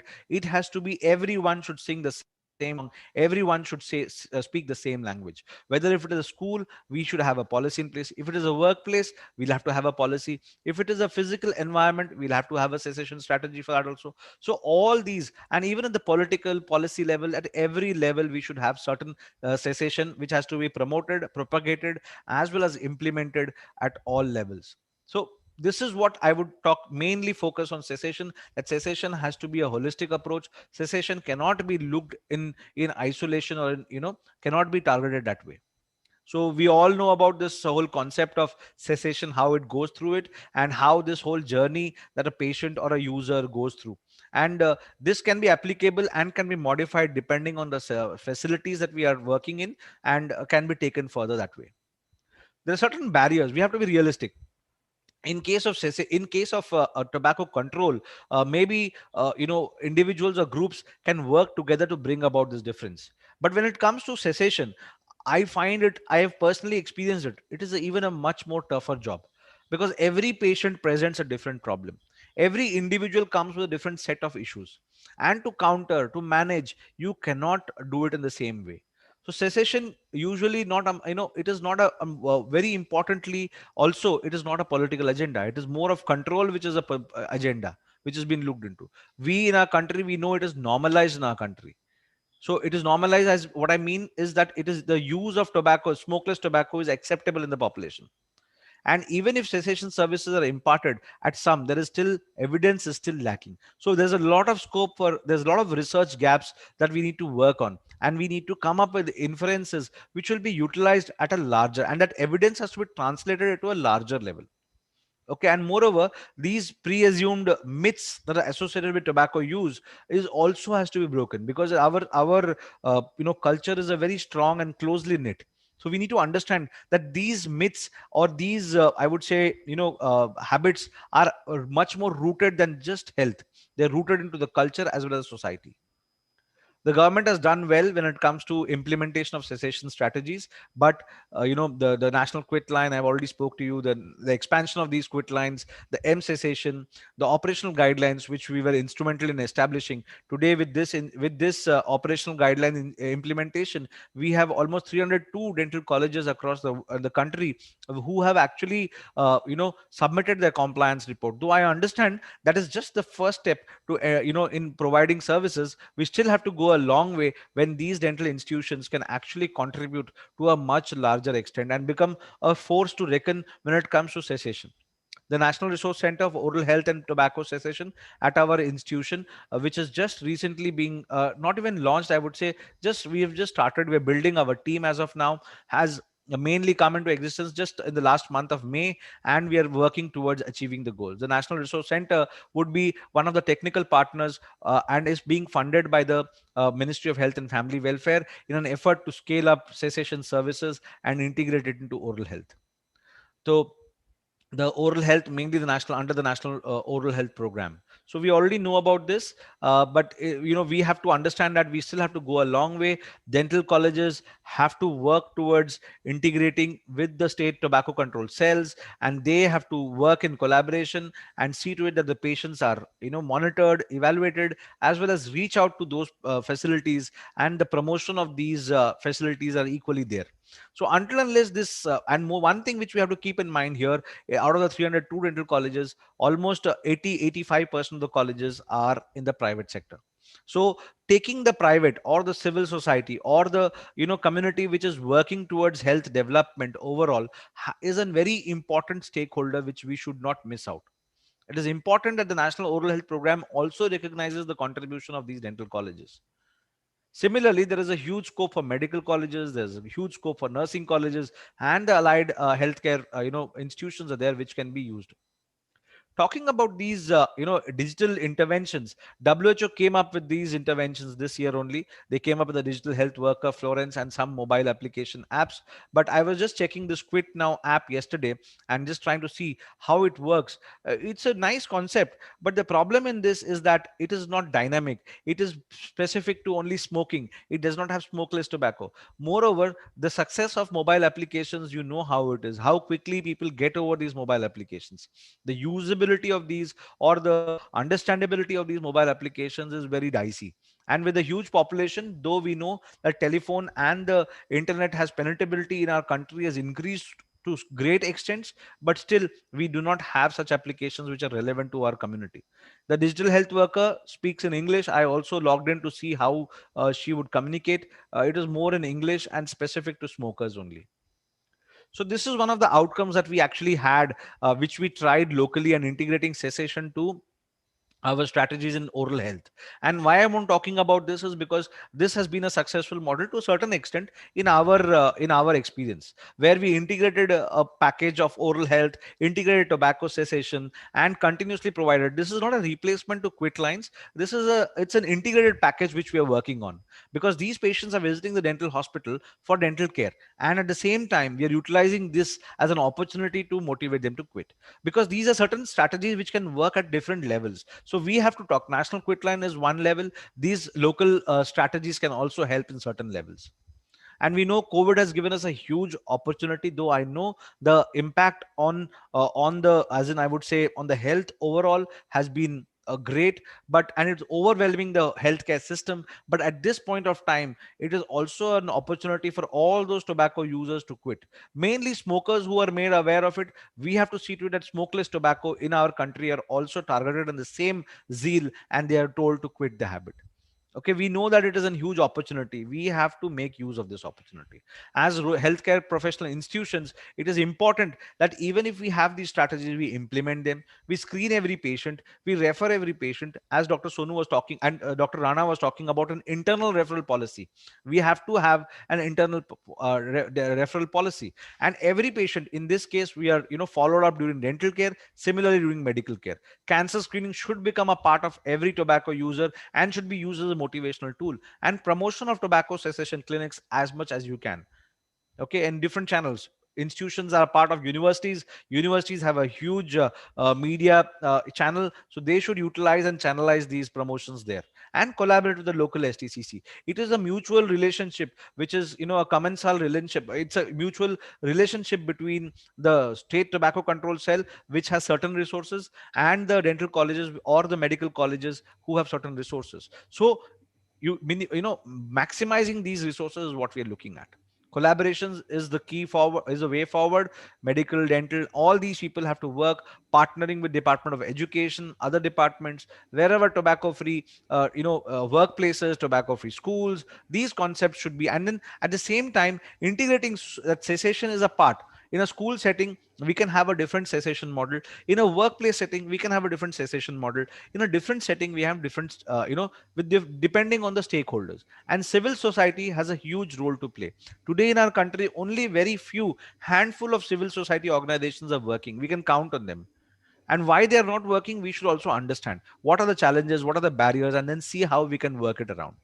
Vikrant, Yes, could sir. you, I think the time is, Last slide, yeah, sir. Last okay. slide, sir. Last slide. I think, yeah. I think this is just the last slide, one slide, sir. And when we talk about resources, we talk about resources. We have resources in place, we have programs in place, we have orientation sessions, but I don't think it is still adequate. We still need to not adequate. When I say adequate, they basically need to the reach is not enough. They have to reach out to more and more people. And this is a beautiful concept. Most of the public health experts and students or researchers who are there understand this. Cessation needs to be propagated at all levels, from the upstream to the downstream. All levels of care have to be taken into consideration and have to be kept in mind while implementing cessation as a strategy. So my closing remarks, that we need to develop context specific, tailored and comprehensive package of cessation. We need to understand that high risk patients to be identified and in different settings, and should be referred in a manner in which they can be their concerns can be addressed. We all know tobacco is a major risk factor. As a common risk factor approach, highlight the importance, and cessation should be integrated there at all levels. Provision of comprehensive tobacco, it can't be a standalone clinic. It has to be a comprehensive package, where multiple facilities can be provided. Delivery of effective patient centric, that is what the comprehensive tobacco cessation service will include: patient-centric approaches, specific approaches, culturally sensitive tobacco cessation clinics in the existing framework to address health consequences, address various other social consequences also. So as a healthcare provider and as a civil society, we can contribute in many areas. We can be a role model, a clinician, educator, researcher, leader, opinion builder, and also build alliances like we all are working today. So with these few words, I would like to thank the organizers for taking up this task of making it such a huge success, and congratulate them for this. And this saying goes without I would say saying, whatever you do might be insignificant, but it's important that you do it. So this is my team who has been tirelessly working in tobacco cessation. We can see Shivam also here with us, who was previously a part of our team, and we are very proud of him. Thank you very much, sir, for the opportunity. Thank you very much, Vikrant, for a very, very comprehensive presentation. I think we are not taking the questions, any queries at this stage, maybe at the end of the session if there is time. Sonu, you want to make some comments, or shall we go to the next speaker? No, sir, please go ahead, sir. Please go ahead. So I think our next speaker is Shivam Kapoor, that he has already been introduced. So welcome, Shivam. Please give your presentation. Thank you, Dr. Prakash Gupta, sir. Thank you, GSA, for having me today. I think it's very exceptional that we are having this dialogue today in a very pertinent national consultation, and I'm honored to share the stage with such stalwarts. Dr. Rana sir, who has been guiding me to broaden the vision at a national level, Dr. Meera ma'am, who has been supportive of such initiatives, Dr. Rakesh sir, Dr. Sonu sir, thank you for guiding us always. Dr. Vikrant sir, who has been a mentor always, and I think in cessation, specifically in dental colleges, I think it's very overwhelming for me. I would like to now share my screen. I hope it is.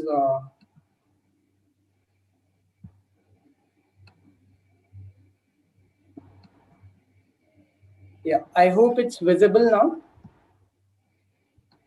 Yeah, it is visible. Yeah, thank you. So I think we have discussed, we have already set the stage here why for the tobacco-free generation in India, why tobacco cessation is an important pillar. And I think my topic today is tobacco cessation under the National Tobacco Control Program.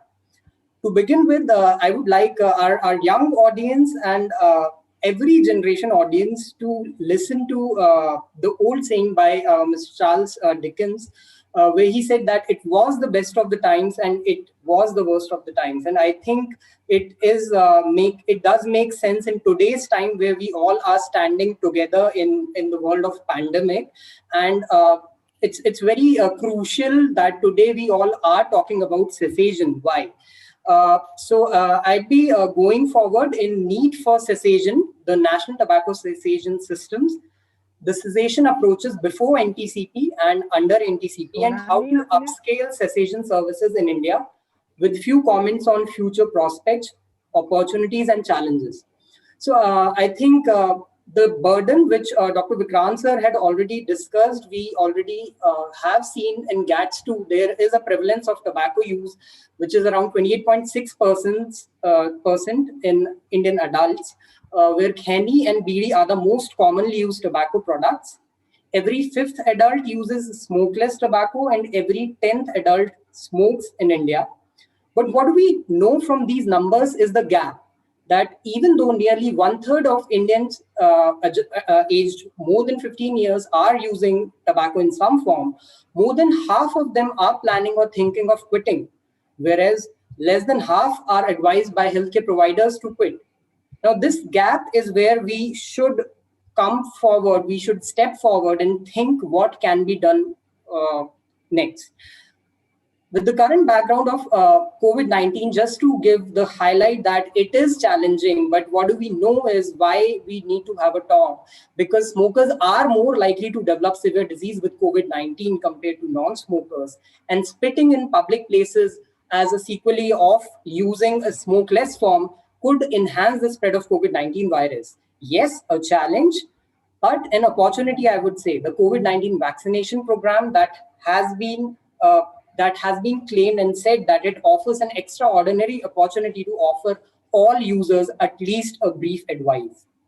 Now, talking about the National Tobacco Cessation System approaches by WHO Global Tobacco Epidemic, the stepwise approach says that prompt quit attempts at least need establishing of some system components, that is, to address the health care workers related issues, integrating brief advice into the existing systems. Whereas to be more comprehensive, to increase the likelihood of quit attempts, there are specialized treatment. Dr. Meera ma'am has already given an introduction of how behavior counseling, becomes an integral part of cessation. So approaches like medications, then free proactive quit line or cessation services.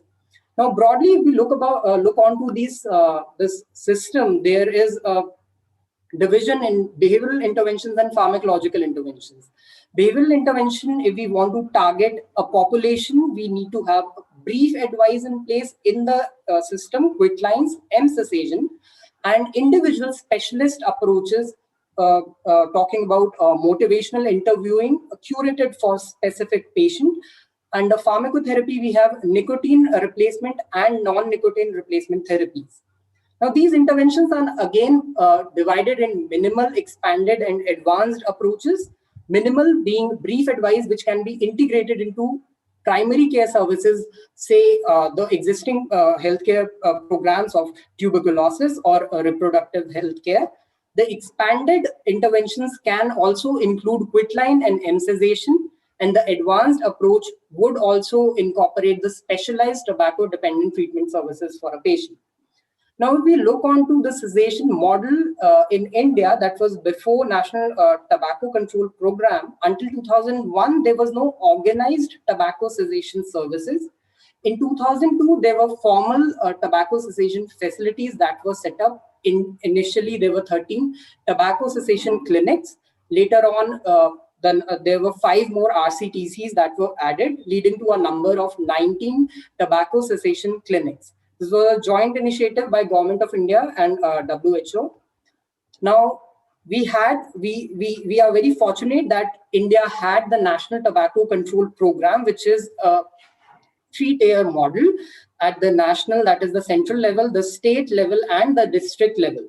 Now, we see at the district level, there is a provision of a social worker, a psychologist, or a counselor. That is a worker that is provided at the district level to undertake the cessation activities. The main thrust areas of NTCP talk about setting up and strengthening cessation facilities, including the provision of pharmacological treatment facilities. Now we see the progress of NTCP. Initially, the pilot project was launched in total 18 districts of 9 Indian states. The next year, it was expanded to 42 districts. And later on, where we stand now, it is covering all the 36 states and union territories. The data of 2018 states around 612 district coverage.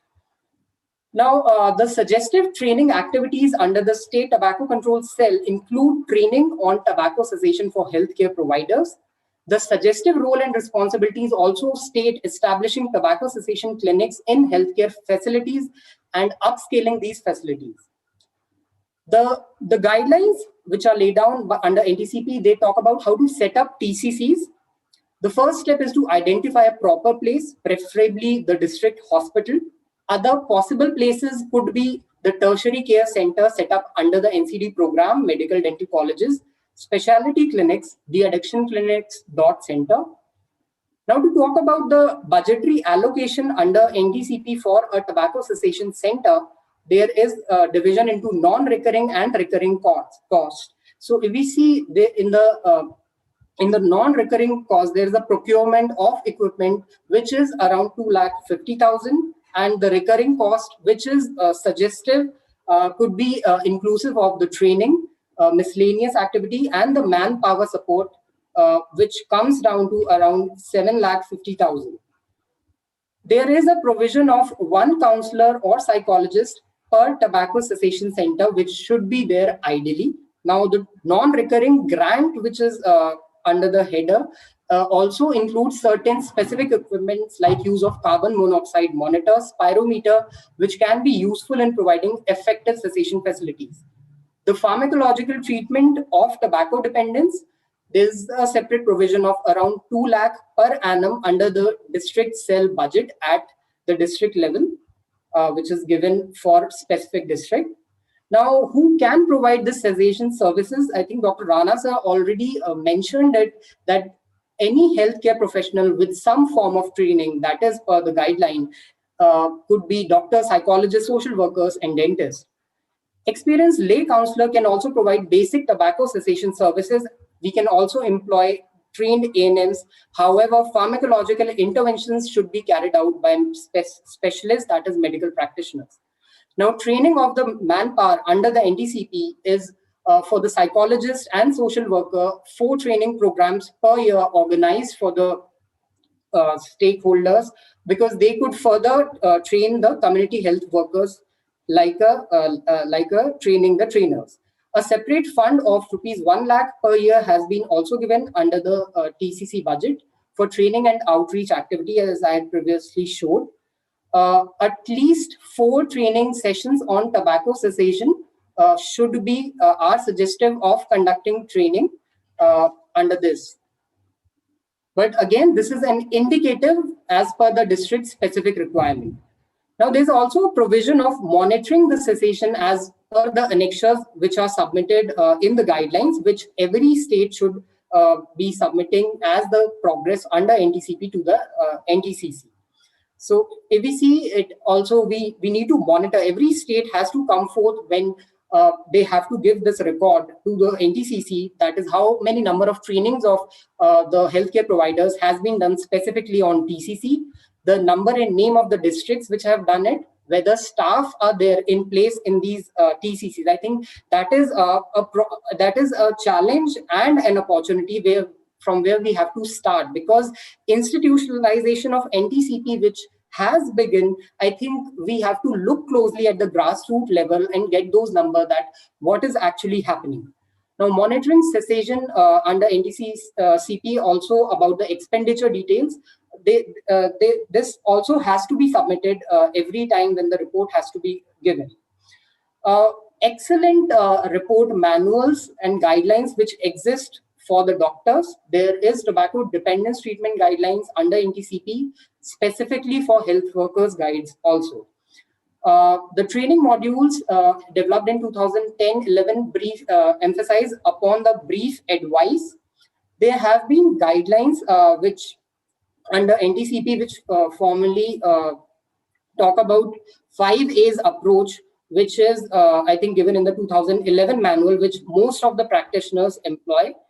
The pharmacotherapy dependence in India, again, as I spoke initially, has been divided into NRT and pharmacotherapy, which is non-NRT. So nicotine gum being the most commonest form, which is available in India over the counter. Nicotine patches, inhalers, sprays, lozenges are other forms. Again, these details are given in the guidelines. The prescription drugs which should be given as per the medical advice, medical practitioners, are bupropion, varenicline. Varenicline, to be specific, has shown the most significant effect in TCC in the research. But again, these therapies are in combination with behavioral cessation. Again, for a patient who is unable to quit, the 5 hours approach, which is very important and given in detail in these guidelines. Now, talking about beyond NTCP, which also gives a space for upscaling these cessation services. I think with Dr. Rana sir's introductory session, this is a little bit detailed on the same. The tobacco cessation centers, which are in India existing, and there is a pool which can be employed under NTCP by integrating. So as I spoke about, there are a total of 612 districts under the program. How many district hospitals are there with functional TCC? I think that's the question which we would all need to answer. Around existing 315 dental colleges approved by DCI, where there is a provision that under the public health dentistry or oral medicine radiology department, there should be a TCC, there should be a functional TCC. I think NRC under Dr. Vikrant would be a great effort for us, where we can have all of them integrated at one place.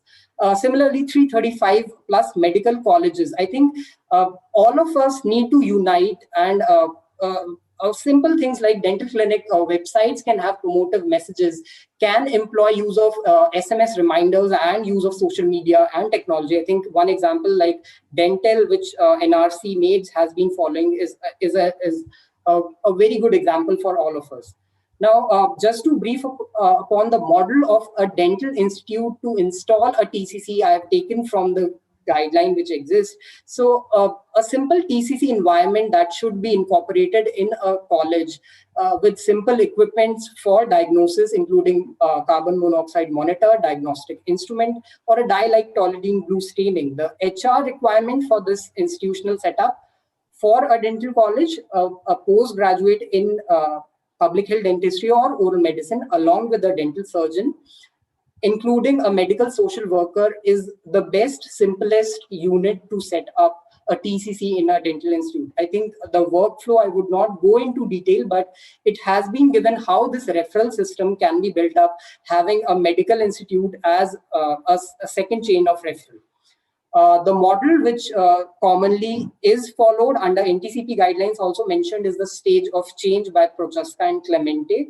And this is a sample of visits, how it can be scheduled. Of course, the duration of visits can vary as per the usage of tobacco as per the patient. The manual also gives us a sample for the registration form, I think, which all dental institutions can employ, having the basic registration details, the detail of tobacco use, the patient history, along with medical or oral health history of the dental patient, which can be correlated to early signs of precancerous lesions, and using of a nicotine dependence scale, the commonest one being Fagerstorm or modified Fagerstorm. I think in all of this, the most important bit is the teachable moment, which all of us need to identify people, the healthcare workers or the healthcare providers who are in the chain. Any person, any patient who comes with any medical problem should be asked if at all he or she is consuming tobacco in any form.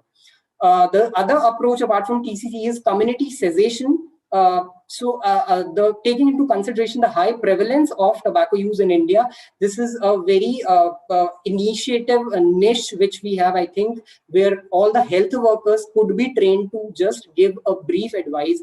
It could be based on the ABC approach.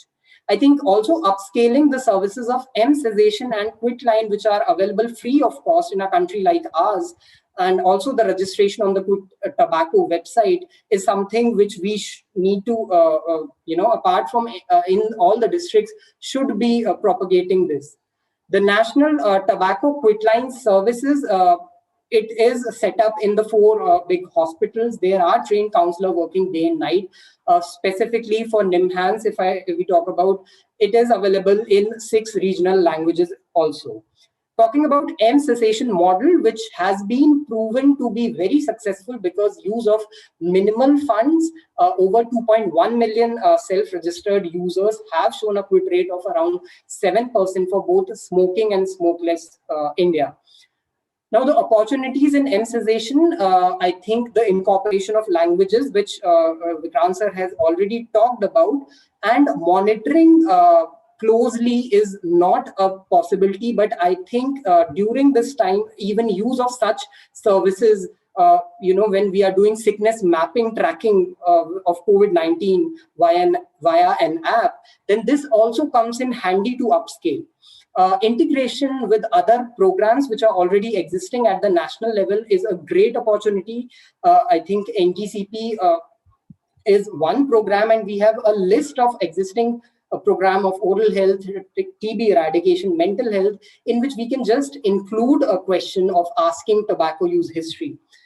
Use of private sector, again, Indian Dental Association, Indian Medical Association, in which we can build the capacity of existing doctors who are not at all, who are working as part of institutions or running their own private clinics. I think we can have that number of commit to quit, which is our theme for WHO this time. Talking about the evidence, globally, this one review, that is tobacco cessation in dental setting, which is proven to be effective, and the other review that talks about the 19 TCCs that were that are set up in India, and how significant their role has been in cessation. I think this is one example of upscaling under NTCP, how and why the need of TCC is today. Just to briefly talk upon these district hospitals or TCC clinics that we are looking on to, I think the TOFI should also be one thing which should be employed. The guideline already exists, and that can become a role model for these for the entire India, that these TCC centers are in itself, wherever they are, either they are in integrated with an institution or running solo, they would be an example for being tobacco-free institution. WHO's commit to quit theme, that is, I think, very rightly where we are in 2021, because they have employed the use of technology by use of WhatsApp and a chatbot like Florence. It is, yes, limited to its approach of language, but it is a step ahead in current times. No doubt about it. The future prospects, I think, it's not under NTCP yet, but the examples of use of such technology, which I think the WHO's theme has shown, is use of mobile apps. Have put forth some applications that are specifically for smoking. They are paid, yes, but I think these are something where we can work upon as research institutes and under NTCP, where we can make it more user friendly and handy use of media platform employed in these technologies and incorporating artificial intelligence. These are just some model, but yes, these are existing in smoking apps. Now, I have just jotted down the opportunities and challenges under NTCP for running TCCs. I think the opportunities which we have are the existing number of medical dental institutions, the mapping of district hospitals. We have a huge burden of medical and dental needs for the patients which are coming to us here. And we have a very small thing to offer them right from a chair side counseling. I think training the trainers become health and all policy if we go ahead with that model. COVID-19, again, like I started in the beginning, it is an opportunity in the vaccination program in itself. However, looking at the challenges, I think we still need to focus and discuss the institutionalization ideal model of NTCP. Where do we stand today? And talking about research, Dr. Vikrant sir mentioned we need to have that kind of research. We are following the model of countries where smoking was the prime focus, whereas a country like ours where SLT and BD users are more. I think we need to have that kind of more cessation studies to prove what Indians need specifically. The referral systems, I think we already discussed. Dr. Shivam, can you expedite, please? Yes. Yes, sir. And the last challenge is tobacco industrial tactics. I think Dr. Sonu sir briefly mentioned this. We need to be vigilant about this in cessation as well. I think to talk about an example of where industry propagates it as harm reduction strategies like ENDS, which is currently banned in India, thankfully, but still we see them coming in some form. I think research organization, institutions, and all other district hospitals should be very careful not to take and not to come under this very clever tactics which the industry employs by proving it in very influential research. I think recently we had examples in which during COVID-19, this was blamed that a research was done by ICMR where smokers are, I think it was falsely, which was showcased in the newspaper, and such tactics should be what we be very careful about. These products which are marketed in the name of cessation as reduced risk or harm-free or harm reduction should not be employed. I think one way out of it could be a conflict of interest declaration on the institutional or organizational website which are undertaking the cessation programs. So I'll end with the slide of commit to quit by WHO. I think the time is now very rightly. Thank you.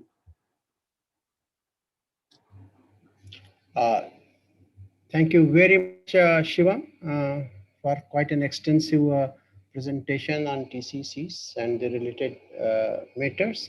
I think we are a little bit overshooting the time quite a bit. So without any ado, I will invite the third speaker, Dr. Rakesh Gupta now to make his presentation. Thank you, sir. Can I share the slides, please? Yeah, you are sharing already. No, yeah, you can share. Yeah, your slide is already here. Your first slide is already here, Rakesh. Okay, I'm not seeing that, sir, at the moment. So Rakesh sir, it has been shared by the host, sir. You can just tell them to go next. That is what I tried to tell them, but I suppose they're only sharing it for you. Yeah. Do you want to share yourself? I think if I can do that, that would be better. Yeah, we'll do it, sir. Yeah.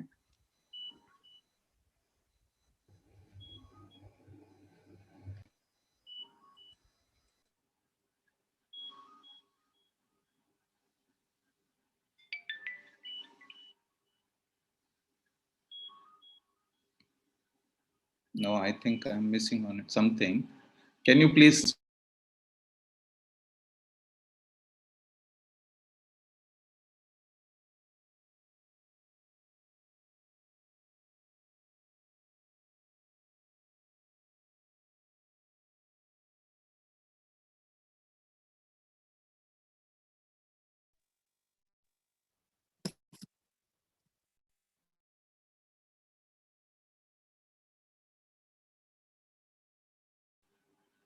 Am I audible, please?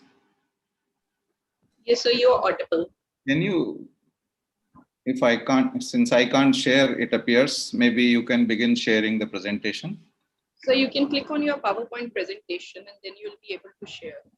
Just in case you are not able to share, we'll share it from our end. Yeah, I tried The doing this. presentation is on the screen. I can't see it on my screen. That's the only challenge I have. You can click on it. Yeah, it's there. Okay.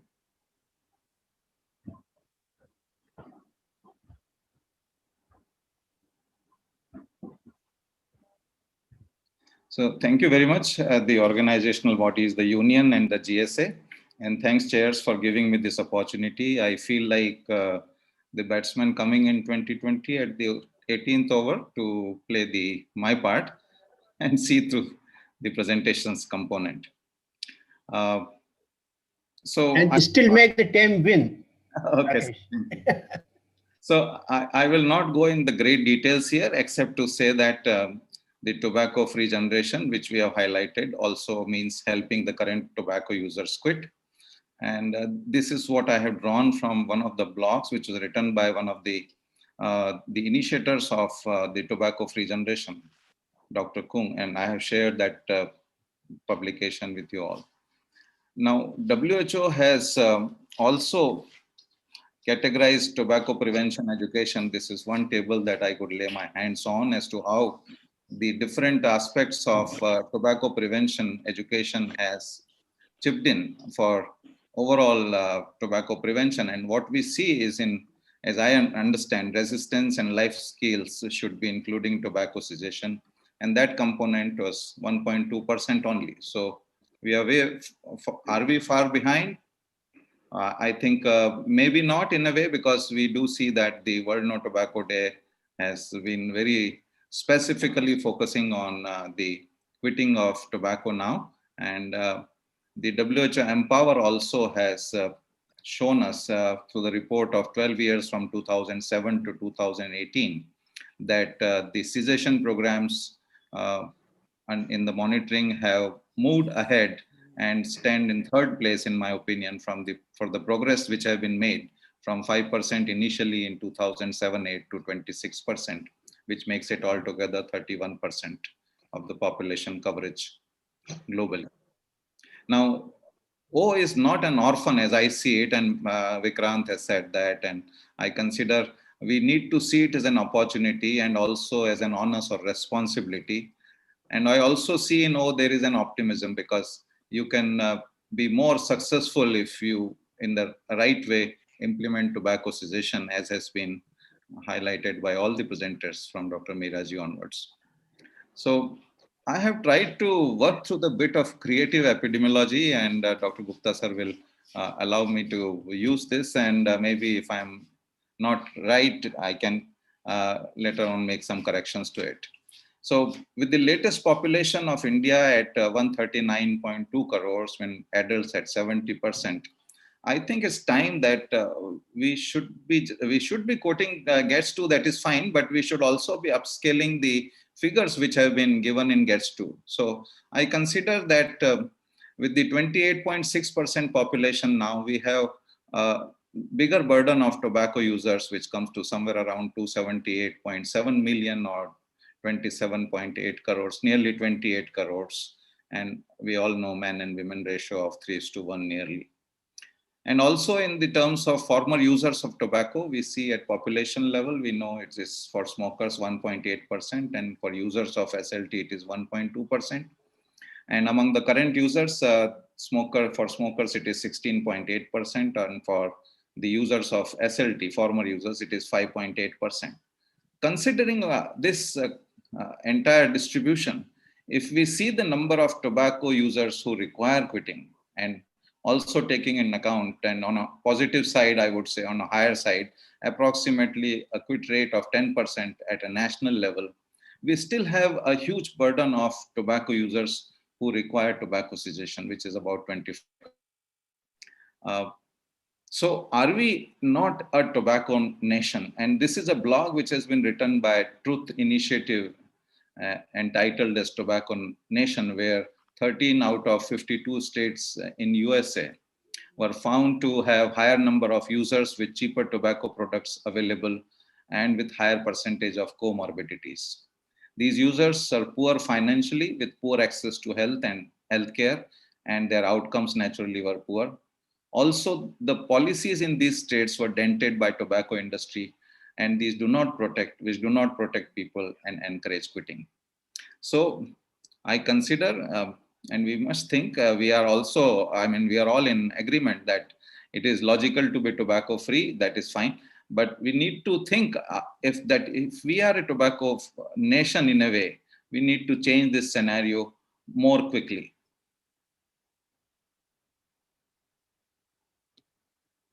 So the challenges and barriers have been also briefed by Dr. Rana and also touched by both Vikrant and Shivam. I have tried to not go into this and talk a little more on the positive side as to what are the solutions and then what can be the opportunities. So how I see it, the all health facilities should provide the tobacco cessation through a policy, especially the private sector, private health sector of India. Every healthcare worker should be empowered and should also be made accountable to deliver tobacco cessation to all tobacco using patients. Also, the annual appraisal of the medical, dental, and nursing councils, where they provide the accreditation for other aspects of the clinical care or the delivery of the services. Tobacco cessation should be included in that, and renewal should be done on a yearly basis, looking into the priority of reducing the tobacco burden for the country. Quitting in the workplaces by the current users, I think it is very important, and that perhaps will make a huge difference. The process I need not detail here. It's very obvious that you need to provide a quitting at an earliest through a timeline. Timeline is very important, I consider. So also we need to not only motivate them, but register the current users, monitor their progress, and make a report. It's very important in our scenario that we do not spare the people who are in the high places, especially in the offices, because that sort of gives a negative impact and demotivates the users who would like to quit tobacco. And we also need to recognize and reward the quitters. The portals are already available. There are pros and cons of these, but I think I'll not go in that. What I will say is that we need to have a continued commitment and resolute implementation and adequate resources at the national level, but also in the workplaces for helping the current users in the workplaces to quit tobacco. The tobacco cessation should be delivered at no fee because it has an evidence that there is a larger participation in tobacco cessation by the people at the population level, or it should be reimbursed through the insurance, regardless of the plan of insurance or health plan, because until that is done, we will not be able to use the pharmacotherapy, which doubles the quit rate. So I think that is an important point to be taken in consideration. We need to have reporting of tobacco cessation delivery with transparency. And this I have been telling earlier also that it should be done preferably at the national level through a real-time grid.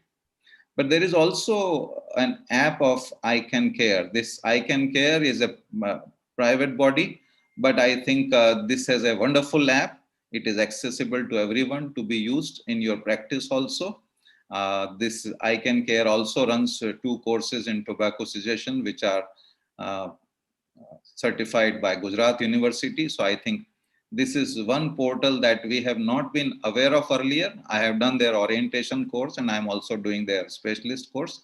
I consider that this tool can be very useful in also giving us the data which we require for tobacco cessation. But yes, I know there are challenges and the ministry may have to approve such a thing or adopt it.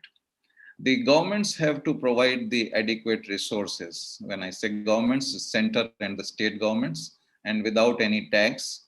I'll go in the details if required, but I think mostly the funding which comes doesn't get utilized totally.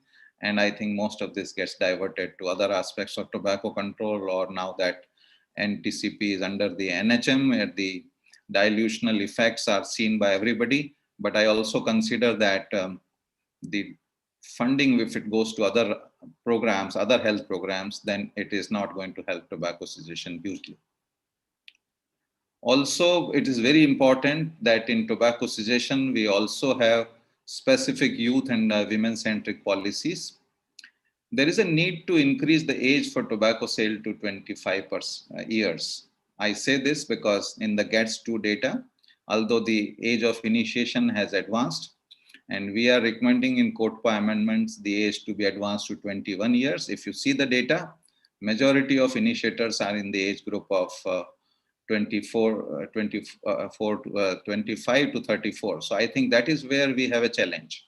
And we need to really consider that, or it's 20 to 34, we'll have to see that. But I think increasing the age for tobacco sale is something which really requires a serious reconsideration amongst us.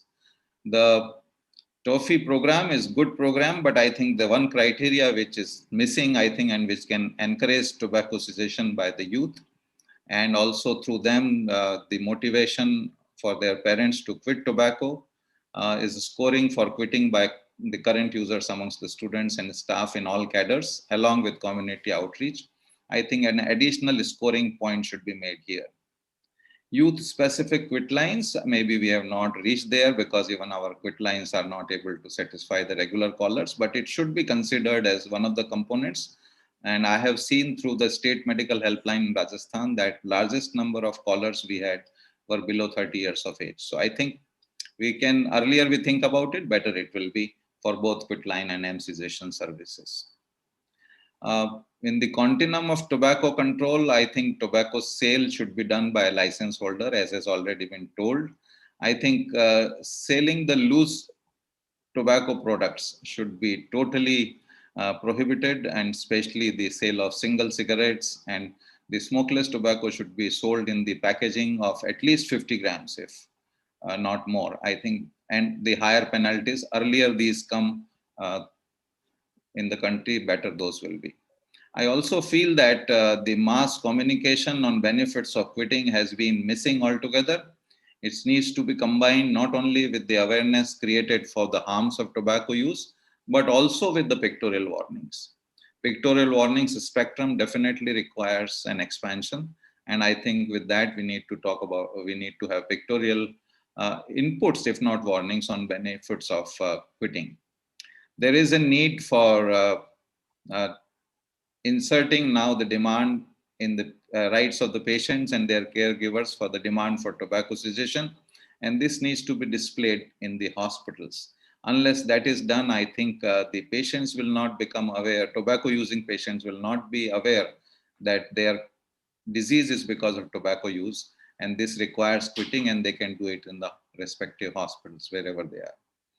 I think we also need to have a hashtag to be used in social media as tobacco free generation to perhaps popularize our concept more in the lay people also, and talk more about it. So maybe whatever is suitable can be devised in our deliberations.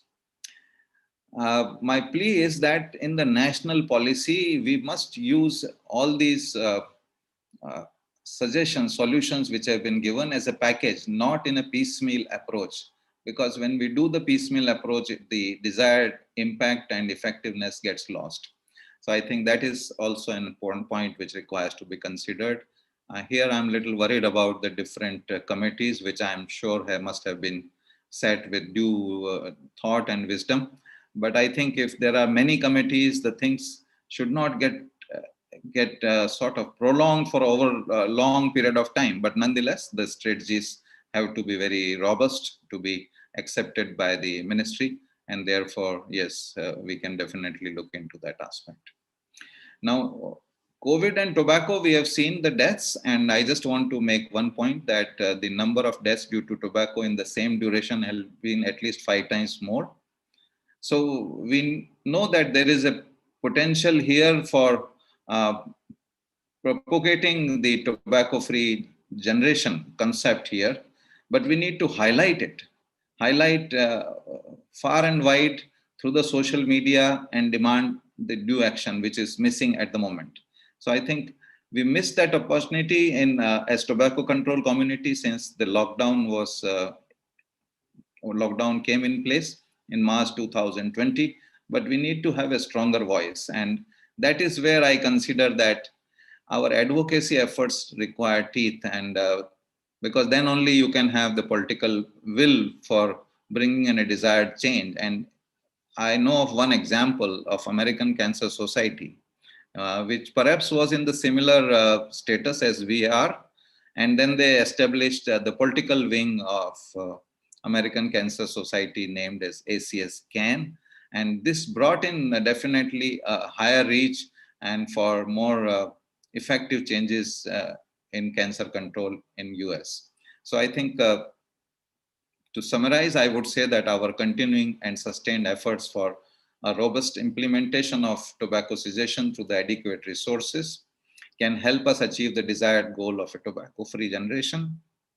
The proposed solution should be recommended as a package for the reform in the national policy.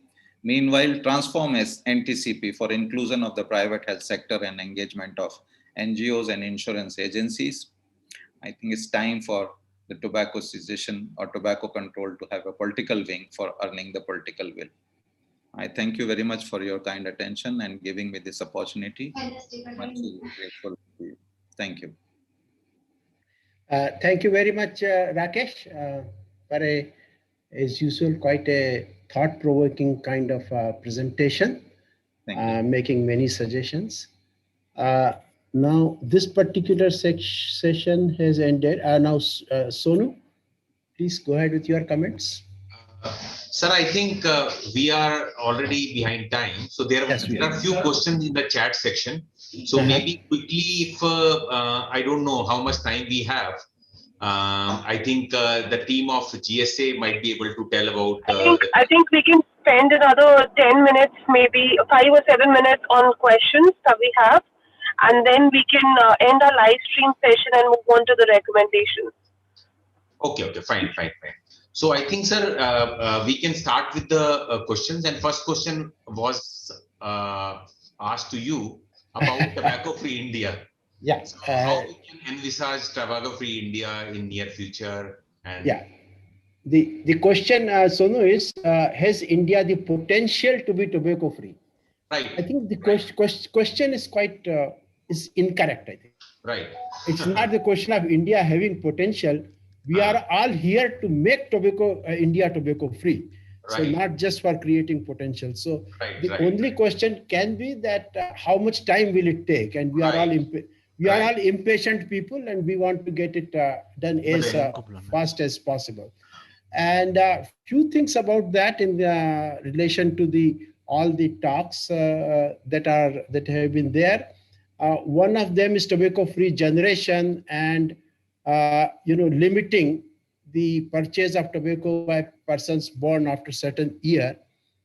Great strategy, but we also always need to think about the enforcement. Now, have we been able to enforce the ban on sale to and by minors effectively? Because unless we empower the vendor to ask for date of birth certificate, date of birth from every suspicious kind of customer, we cannot achieve that. So I think that's something that needs to be thought about, needs to be enforced.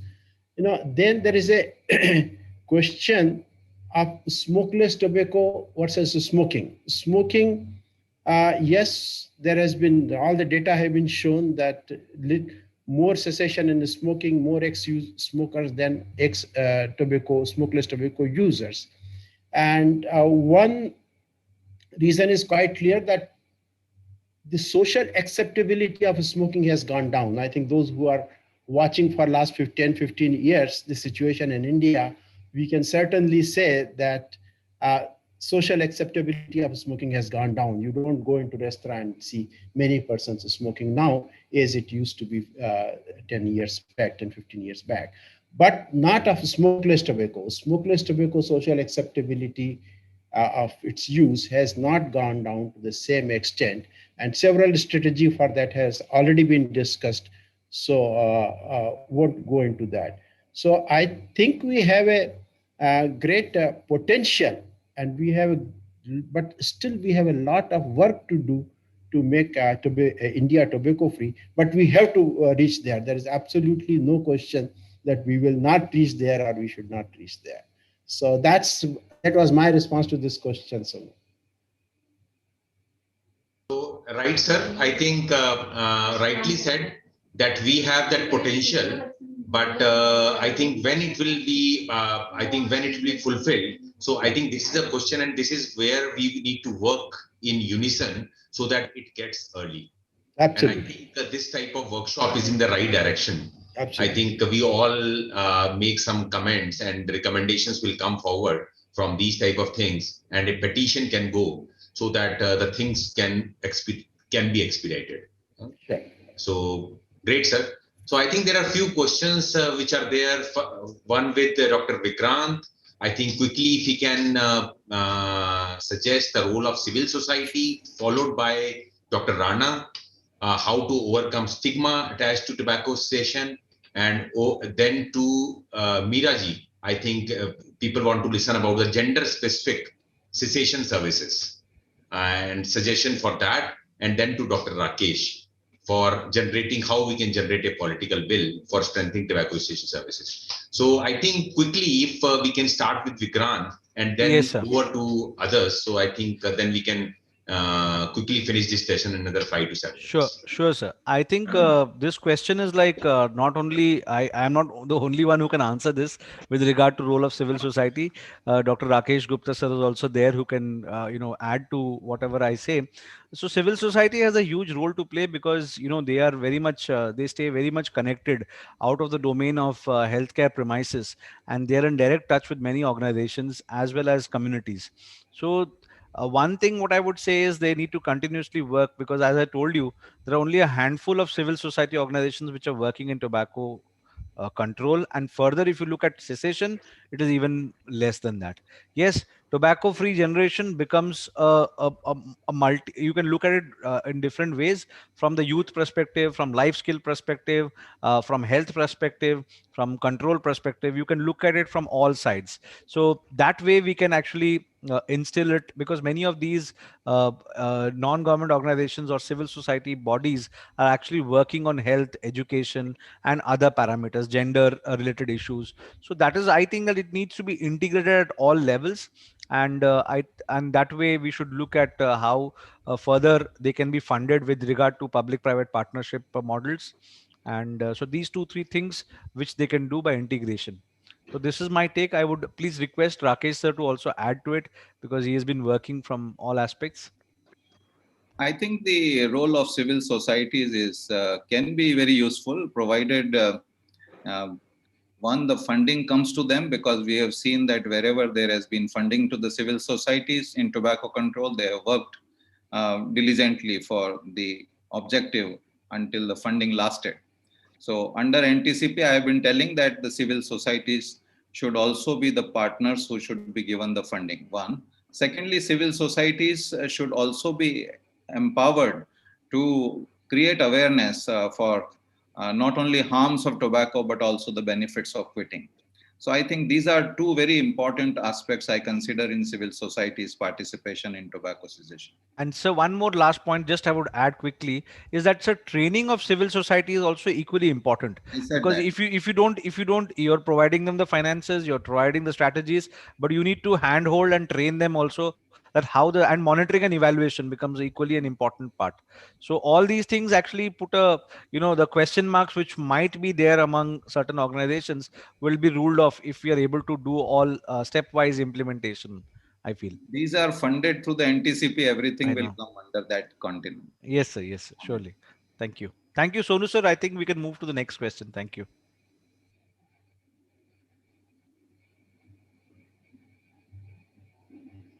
I think third question is to Dr. Rana Saab. So, don't know, Dr. Sonu. Yeah, how can we overcome the stigma attached to tobacco cessation, Dr. Rana? So thank you, sir. Thank you. I think again, Dr. Kesh Gupta ji and Dr. Vikrant Mohanty, they are the ideal person to respond to this because when they are sitting in their clinics, when they are talking to the tobacco users, so at that time, what kind of experience they have got in last maybe since they are working in tobacco session. I think Dr. Kesh Gupta ji and Dr. Vikrant Mohanty, I think they should respond to this question. Okay. Vikrant, if you allow me to respond Yes, to sir. this. Please, please, sir. Please, sir. The stigma, there is no stigma to tobacco cessation actually, but it's just the ignorance about the benefits of cessation, which has really been the biggest barrier we have in participation of the tobacco using patients in hospitals in tobacco quitting and the population at large, which should have been done through the mass communication, but I think that's where we have lagged behind at the national level. Vikrant? Yes, sir. Sir, thank you. Sir, I think that other than your point, which is very valid and taken, I think the theme is very true. Commit to quit. Sir, and what I feel is that commitment has to be, two-sided. It can't be just one-sided. If a patient is willing to, wanting to quit, the doctor or the physician or the healthcare provider should also be committed to deliver that kind of services. We all know that how healthcare providers are pushed into many things, multiple things they will be doing. What Shivam also mentioned, from an A&M till a surgeon, cancer surgeon, everybody has their own priorities. So to integrate at a during all those schedules is what they have to keep in mind. They also need to, even if they talk for 1 minute, also it can have a differing impact. So first thing is that there is one thing is with regard to stigma, we'll keep stigma aside. First thing is commitment has to be from both the sides. Second thing, with regard to stigma, sir, we normally give this analogy that previously when those and I have also stated in my presentation that the 13 and then the 19 tobacco cessation centers, initially when they were formed, they were mainly in the psychiatry hospitals wards, or they were in the cancer hospitals. So a normal tobacco or a regular tobacco user would not think of reaching out to there. He would want, like I just told in one of the last concluding slide, that if tobacco is accessible to all, tobacco cessation also has to be accessible to all. So cessation has to be, the services has to be provided at all levels, from the primary level till the tertiary level. It should be integrated so that this the channel has to be clarified, who will do how much and what has to be laid down. I think that will eliminate most of these barriers that we're talking, and surely reviewing all these barriers and challenges is equally very important. Yeah, I think Thank the you. question about Yes, sir. stigma also included stigma for seeking help in tobacco cessation, because men are quite macho and they do everything by themselves, and asking for help is a kind of a stigma. And for such a personal thing, uh, that is one another aspect. And for that, I think the slogan this year, like, quitters are winners, if we can propagate that, and if that is understood well by people, I think a lot of these problems that are being addressed, they can be addressed. Yes, sir. If you permit, actually, Dr. Rakesh Gupta, sir, actually already mentioned that the use Sure. of mass communication would be a very good strategy, which could be culturally sensitive, which could be specific targeted approaches to different gender that we are talking about. And at the same time, we can have like how Voice of Tobacco Victims has these video, testimonials. So we can Testimonials. use of such testimonials who are winners and who have quit the habit can also be very, it can be a very just a person next door who can give us this message. So that will be more impactful rather than creating I think that's a good way of doing it also. Absolutely, absolutely. That has been tried also, Sir, interventions. Yeah, Dr. Rana? sir, Dr. Rana here, sir. Hi, yes, sir. So thank you very much. I think we should look at this stigma, I think, from two angles. One is definitely, you see, still many of our patients do not divulge us that they are tobacco users. It is fact, and it happens only once we have a good rapport building with them.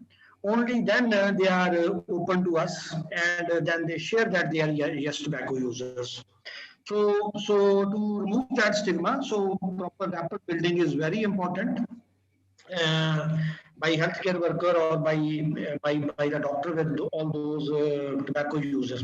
Secondly, as mentioned by Dr. Vikrant, yes. First of all, this was a major stigma because in the country we have tobacco cessation centers established at de-addiction centers. So, tobacco users and cancer hospitals and psychiatric departments. So, tobacco users were really very reluctant to go to a de-addiction center कि हम कोई addict थोड़ा है. So why we should be going there? So that happened in case of Himachal Pradesh also. And we discussed with Dr. Gopal Chauhan also, because they trained many of their counselors working in de-addiction centers for tobacco cessation.